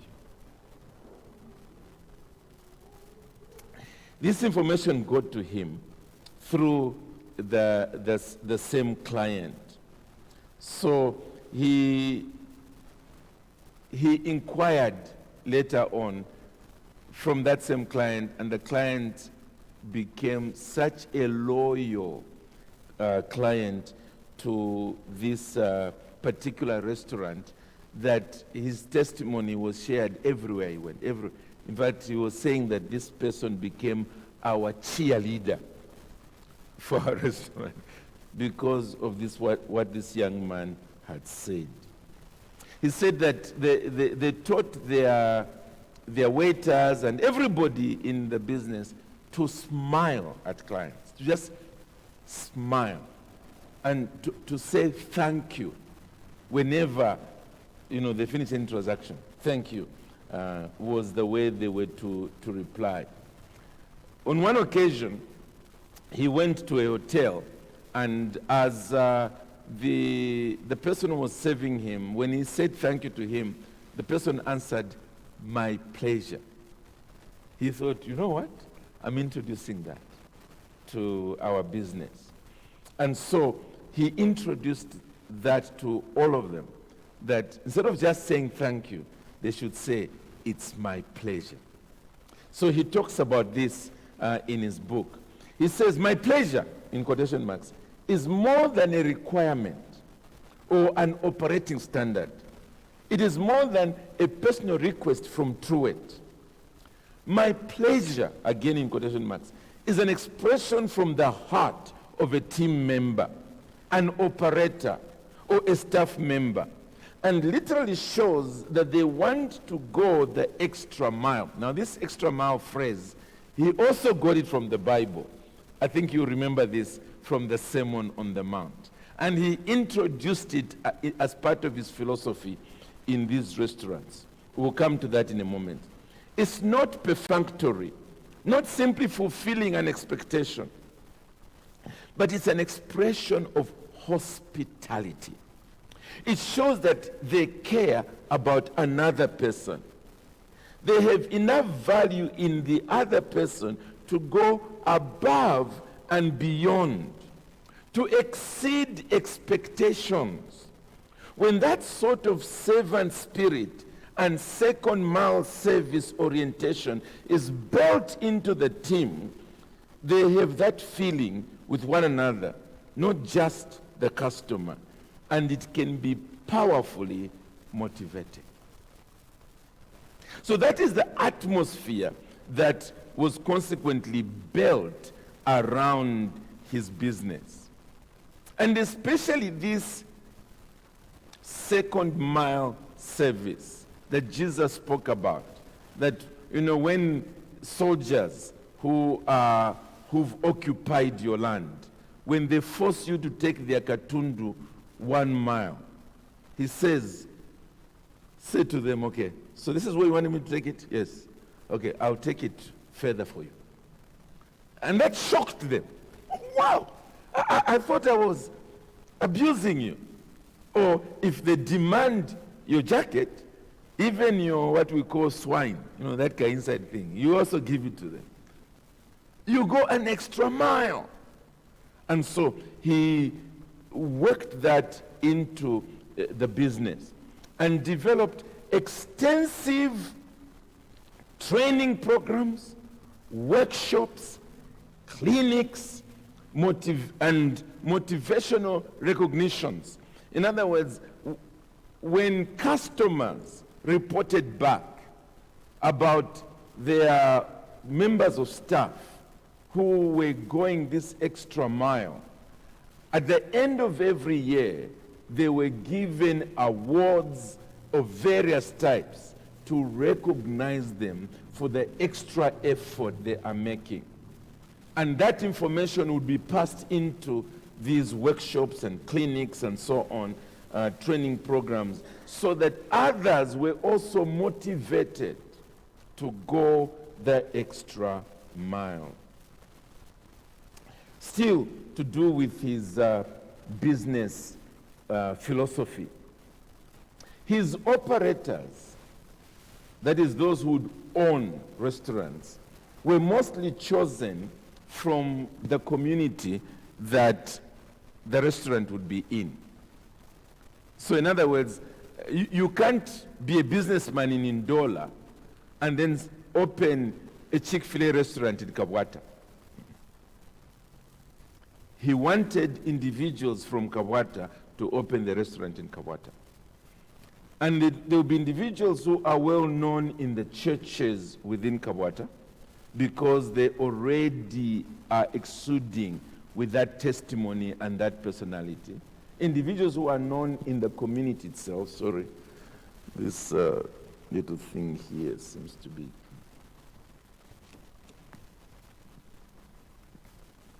So people who are already well known in the community and in the schools in the community because they are already outgoing. They are concerned about the people already. And consequently, those would be the individuals that would be chosen in order for them to run these operations. And as I said, he would insist, any other businesses you're involved in, shut them down. This must be your one business. And the thing that he wanted to see from them was that while they were running these businesses, they were continuing to build relationships with their customers. So as customers joined their loyalty programs, when, for instance, it was their birthdays, the manager would actually send a handwritten birthday card to their clients. Now imagine getting cards, handwritten, from the manager of this particular restaurant that you eat from in your neighborhood. And even in due season, they opened what in America are called drive-through restaurants. Now, in Zambia, I think we probably only have one or two of them. I know KFC has opened one. I'm not exactly sure that we have any others. But basically, the concept is instead of you going out of your car and going into a restaurant and making your order there, you remained in your car. And part of it obviously has to do with the weather and then also just making sure people are moving faster than you can contain within your shop and so on. So with your car, you drive up to a display that has all the menus and so on, like the one inside the shop. So you choose what you want, and there's a little microphone into which you speak, and you say, could I have that hamburger plus, in this case, that chicken sandwich with one Coca-Cola and, chips and so on. And then they take your order and they tell you, okay, it will be, say, $5, and then you go to the next place. That's where you put in your payment, and by the time you get into your third window, your order is actually being given to you and you take it away. So that's the way the drive-ins generally were running. Again, Truett wanted to add a personal touch to these drive-through facilities. So instead of you speaking into a machine, you actually had individuals with iPads like this waiting for you, and they'd go, And then as you're making your order, they're sort of tapping it and so on, and they tell you how much it is. You actually give them your Visa card. Right there, they swap and give it to you. And as you say thank you, they say, my pleasure. So you can imagine the difference between just a screen and, you know, a board and individuals. And these individuals, he says, they were deliberately, individually chosen on the basis of talent, character, and personality. So they basically were selling your business as you just arrive because of the way in which they ordered themselves. The other thing is he led by example by investing in the managers and restaurants and himself showing that he was interested in them as people, as individuals, rather than simply a means of income. So he was very deliberate there. For instance, something that we shall see again was that he noticed that 70% of the employees in his shops, rather in his restaurants, were below the age of 21. So they were young people. So what he deliberately did was to start giving them scholarships so that as they are working, they are studying, and therefore they are improving themselves. And it was in millions and millions of US dollars, as we shall go on to see a little later. In 2002, when the US Congress was very concerned about poor business ethics in a lot of big companies in America, there were scandals after scandals after scandals that investigative journalists were unearthing. And the government was now very concerned. They invited Truett, Cathy, to address the Congress on how are you maintaining such high business ethics when so many of big business people at your level are being caught with such underhanded scandals. This is what he said to them. This is in Congress, the equivalent of speaking to Parliament in Zambia.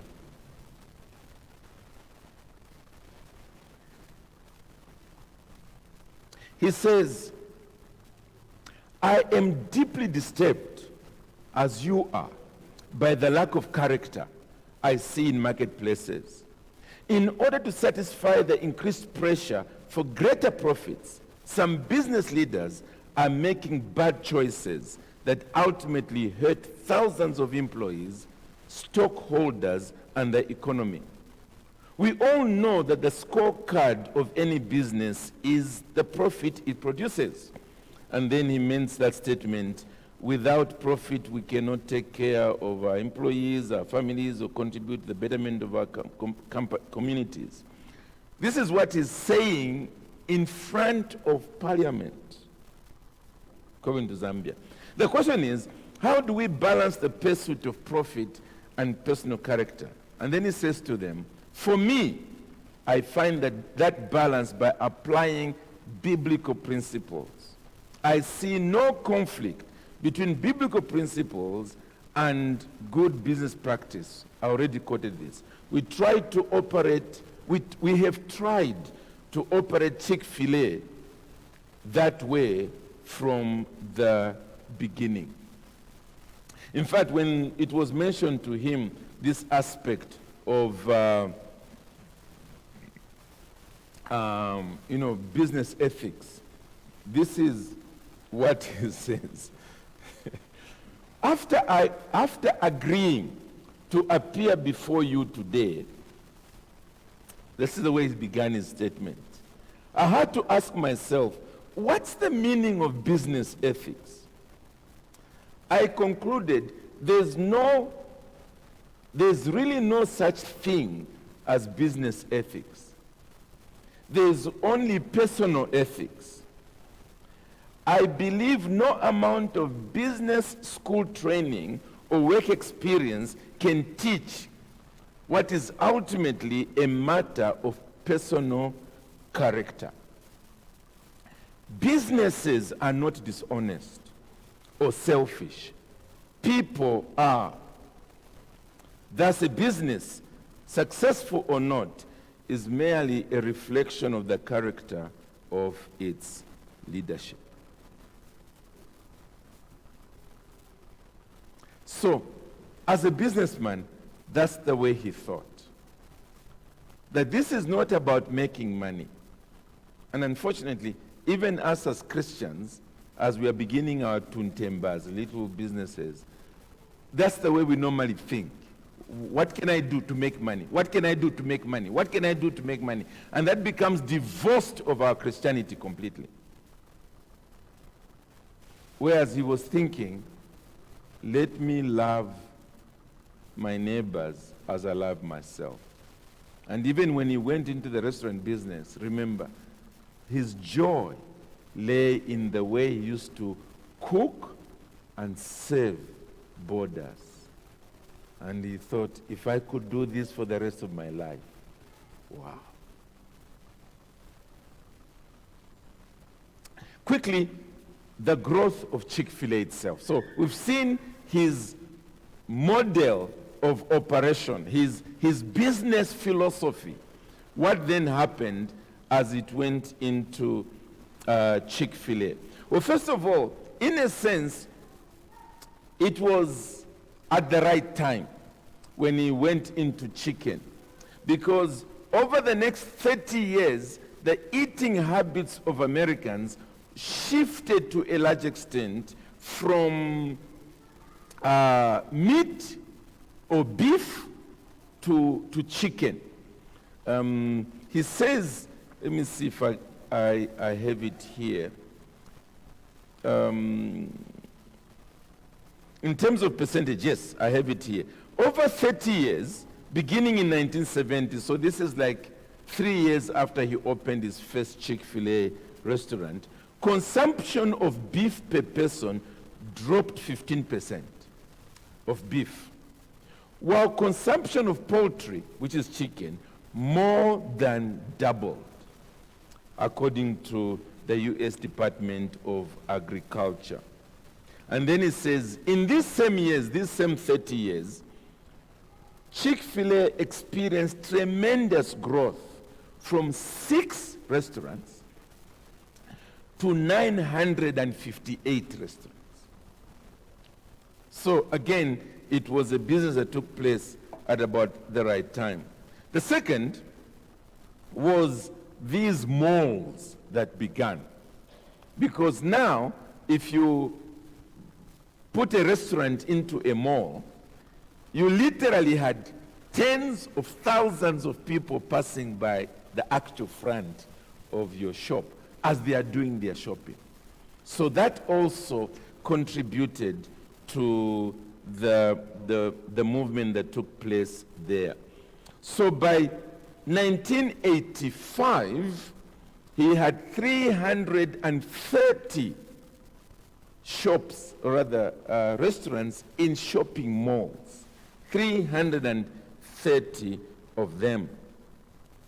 And it was only after that that in 1984, he then began these stand-alone restaurants where he got land and built an actual restaurant, or in some places modified an actual building that was there on its own. How did he come up with the operators? There would have thousands of people that would apply to become operators, thousands. And it was quite a task to reduce that. Initially, they would have like 30 that they would choose out of those thousands a year. In due season, it reached about 50 a year. And then the whole process of selection would take sometimes up to 1 year. And it was taking them through a lot of rigor. And again, you can understand, because if you're going to run my business and you just pay 100 kwacha for it, obviously, I'm going to go through quite a lot of checks and training and so on, and choose out of 5,000 just a handful. And I must be doubly sure of them. And the most successful guys would be those who are who have worked in Chick-Fil-A themselves. So they were already part of a team and were serving. And they did so well that the operator actually recommends them to the head office that they could now run their own enterprise. And it was because he could see that they've definitely bought into the value, the values that were there belonging to them. Or a number of these restaurant owners, like himself, employed their own relatives, their children, their nephews, and so on. And he had no qualms whatsoever. He was joking, saying, in some businesses, they say, never employ relatives, never employ relatives. He says, in ours, we want the relatives, because they've worked there, they are also blood related to these individuals, and so on. So they've been brought up with those same values, and therefore, we are likely to have individuals that will succeed.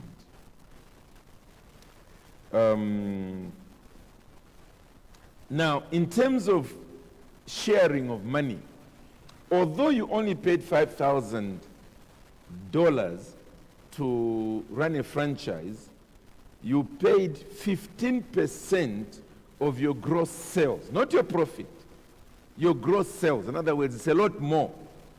Whatever you sell over a month, 15%, and it's gross, not after you've deducted the cost of electricity, rentals, whatever, gross. 15% of that went to head office.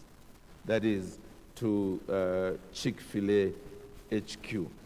And then, once you have declared your profits, which would normally be at the end of every year, once you've declared your profits, and they've taken away all the costs of business and so on, 50% of those profits were also shared with headquarters. 50% of that. So basically, you shared into half at that point. You, the owner, and also the Chick-Fil-A headquarters. And that's the reason why Chick-Fil-A headquarters was able to maintain the huge workforce that is there. And his philosophy with respect to headquarters was quite simple. If you are not selling chicken sandwiches, you must be supporting those who are selling chicken sandwiches. That's your job here, is to make sure that those guys who are selling chicken sandwiches can depend on you 100%. So headquarters handled all the marketing, handled all the training, handled all queries that would come from these simple restaurant owners. The, what do you call it? The computer software that they would use, the programs, the accounting packages, everything like that was all being done from HQ. And therefore, a restaurant owner was never alone. He knew that HQ backed him 100%.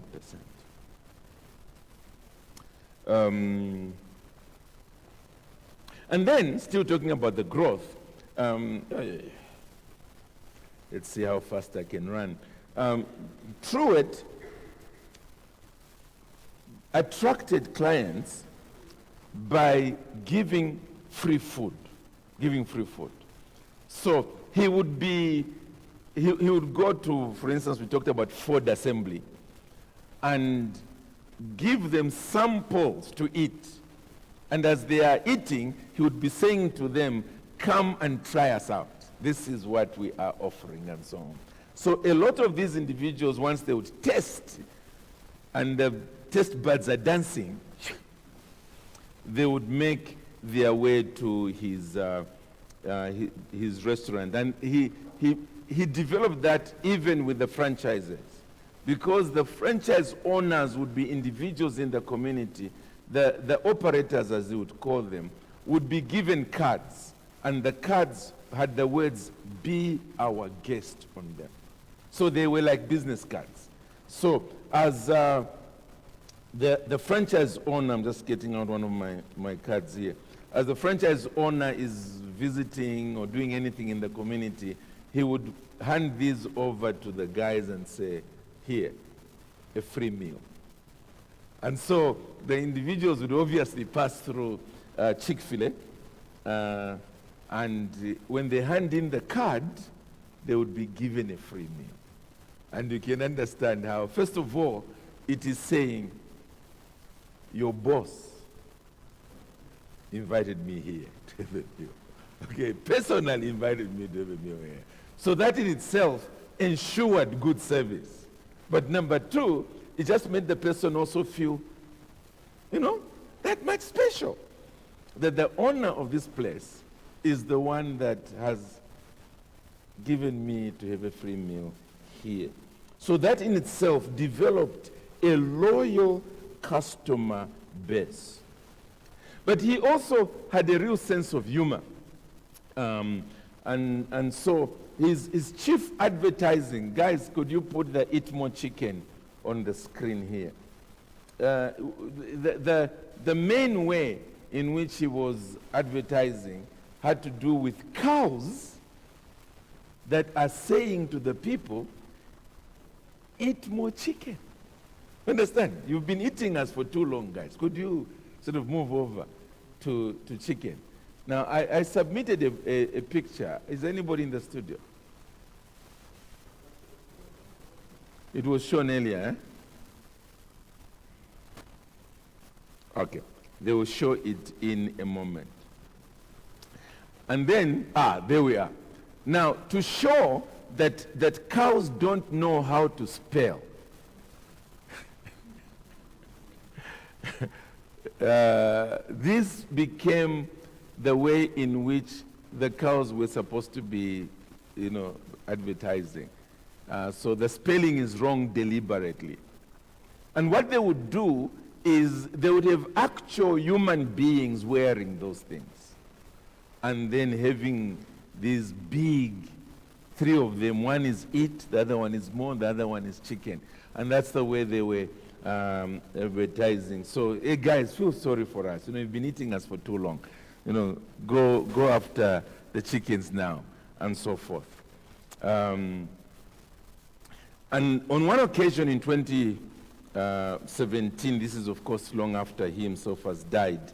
But I just need to say that the restaurants that performed the best in different ways, cleanliness, turnover, etc., would be awarded every year.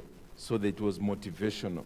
And at one time, the Chick-Fil-A restaurant at Auburn University campus brought in, this was in 2017, brought in an income of $3 million.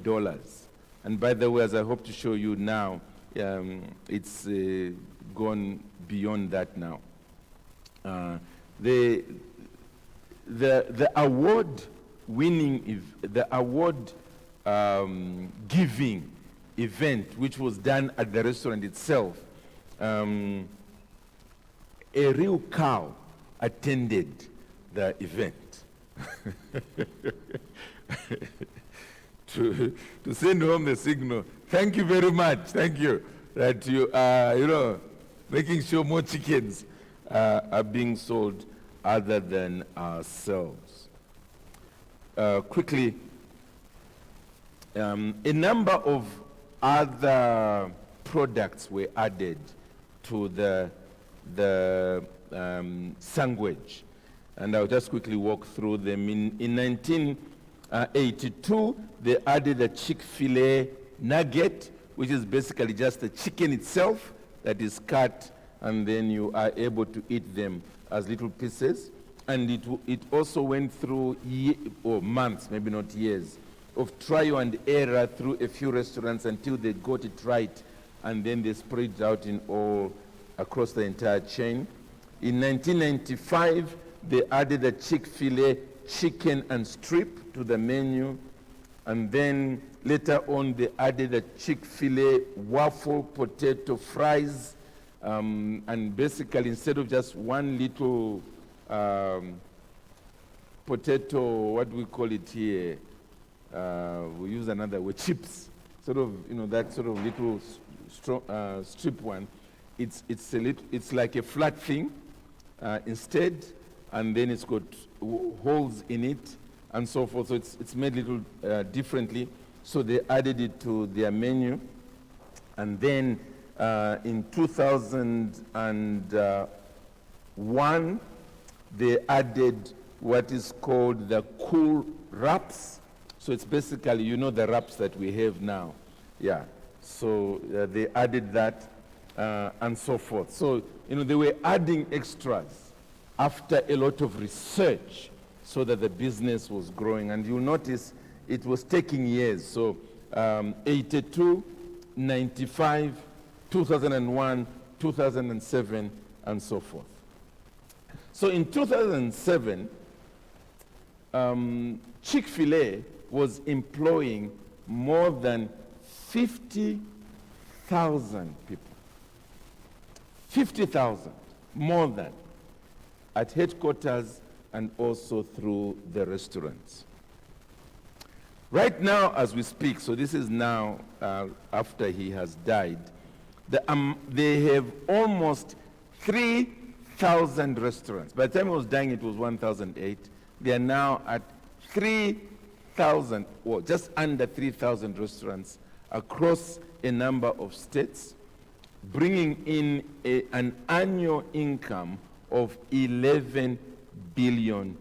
$11 billion.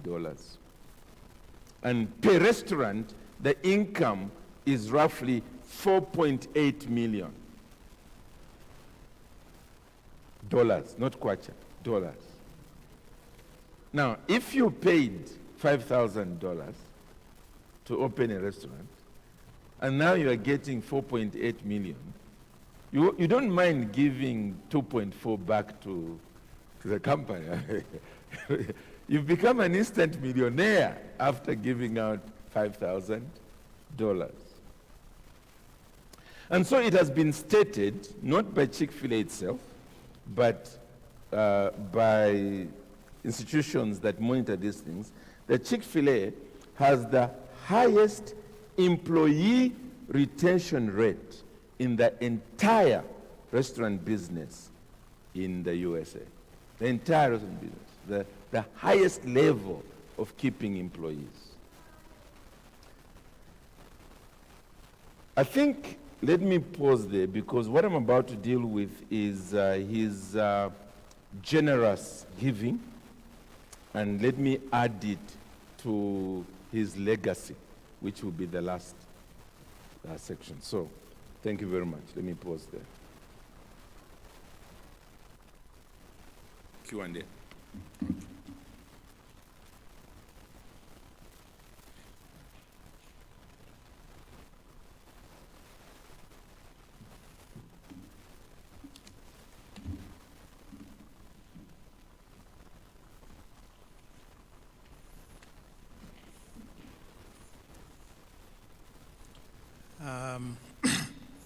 Trying to emulate Truett in his generosity, we've decided to give Pastor, some time off.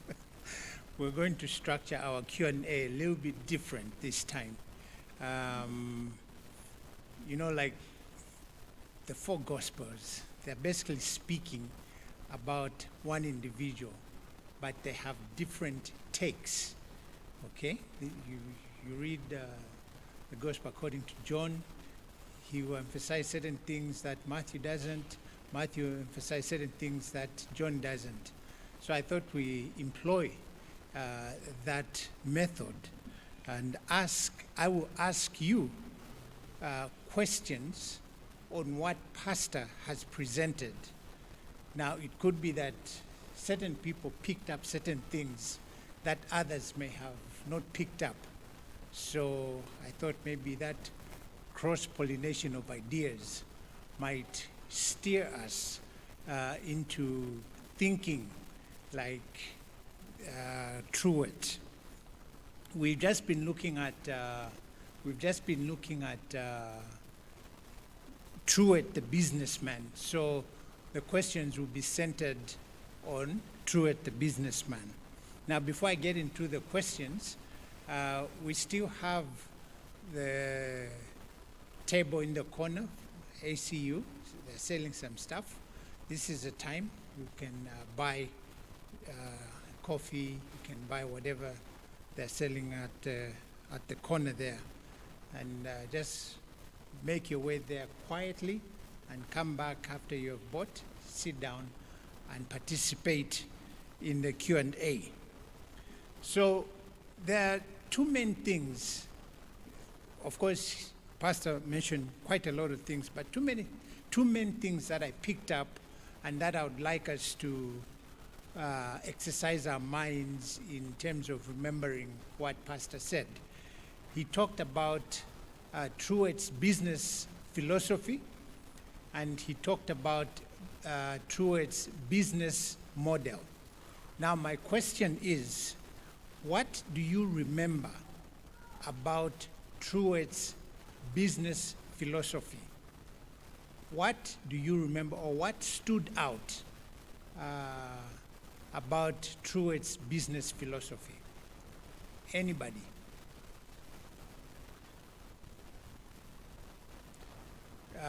A mic here and at the back.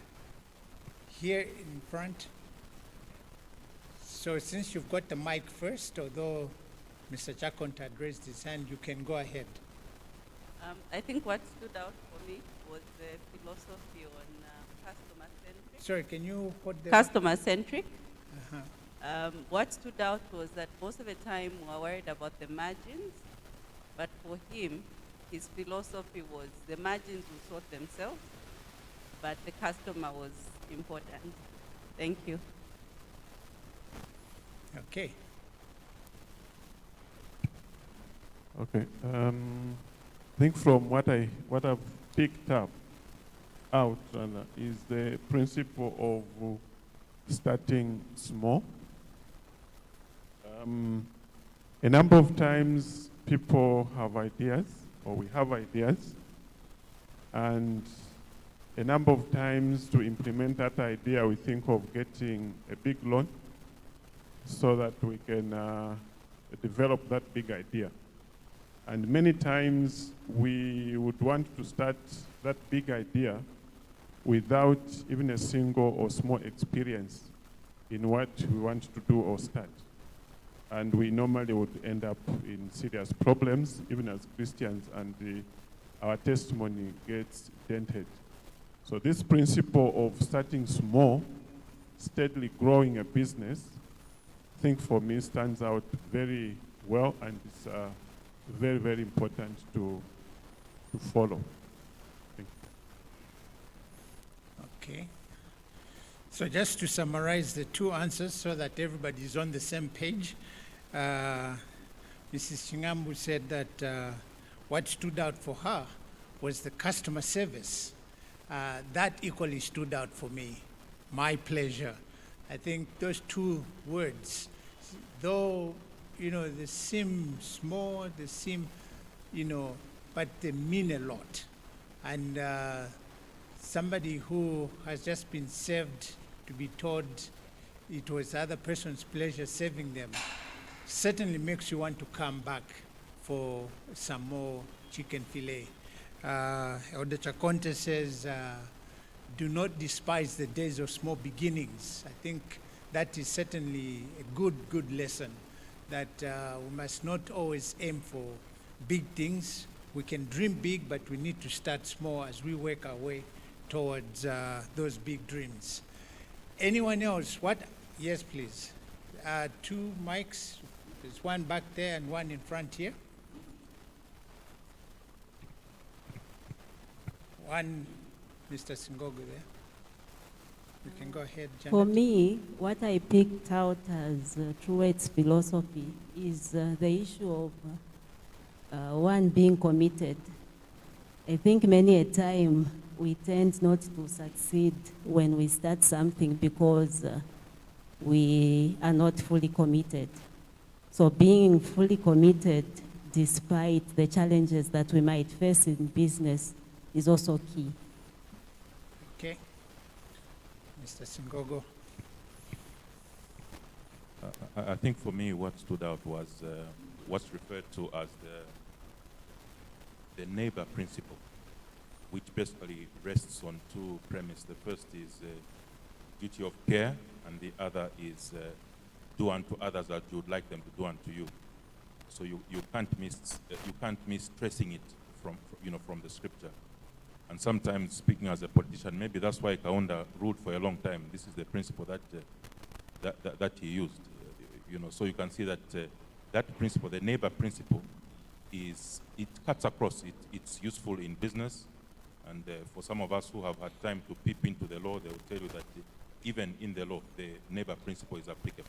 But I think this is the first time that I'm seeing the neighbor principle coming out in business. In law, I've seen it. In politics, you can see it. But I think in business, you see that it cuts across. Yet its origin is the scriptures. Yep. I think those contributions have been heard, but just to perhaps sum up what has been said, the neighbor principle, I think it's very, very important.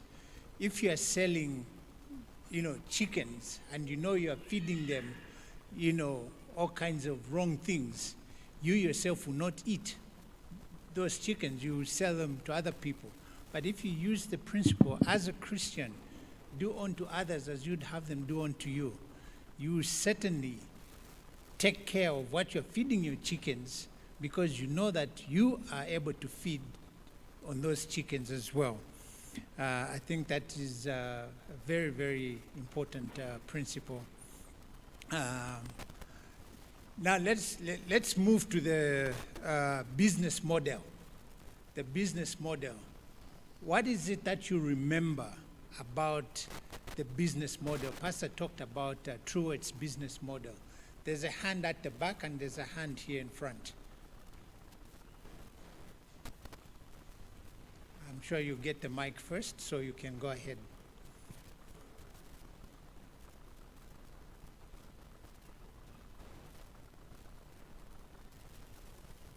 I think for me, what I saw as Pastor was presenting was the church model.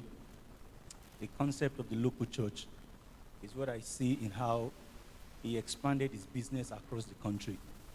He made use of local people to run his business in every locality. So it's not an idea where you bring someone from, say, Kitwe to come and run a business in Kabwata or in Lusaka, sorry. So he made use of the local people to run the business, and that's the idea that our church is modeled upon, where missionaries go to places, they plant churches, and then they made sure that the local people are the ones who run those churches. I think I see that in the approach. Yep. The principle of you cannot serve two masters caught my attention, so that we can be specialized in the business that we are doing. The fact that when someone had other opportunities, he says, no, you cannot take up this business. You have to either dedicate yourself into this one, or you go for whatever else you want.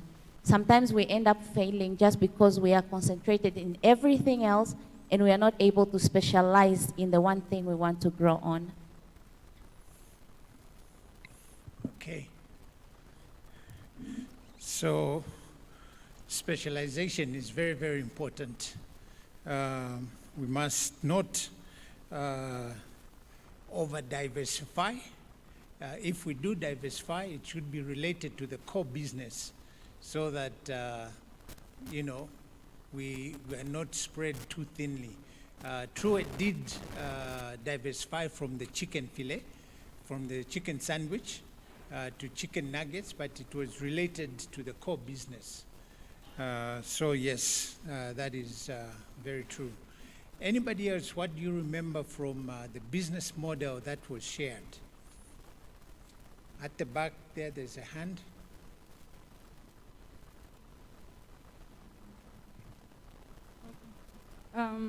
For me, I think I like the aspect of keeping things simple. So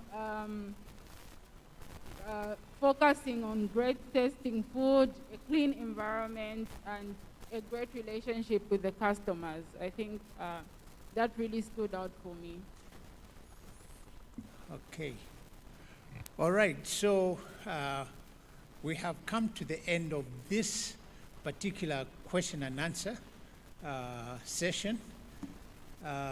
If you still have questions that you would like to ask Pastor about what he has shared on Truett's business, or Truett as a businessman, we still have one more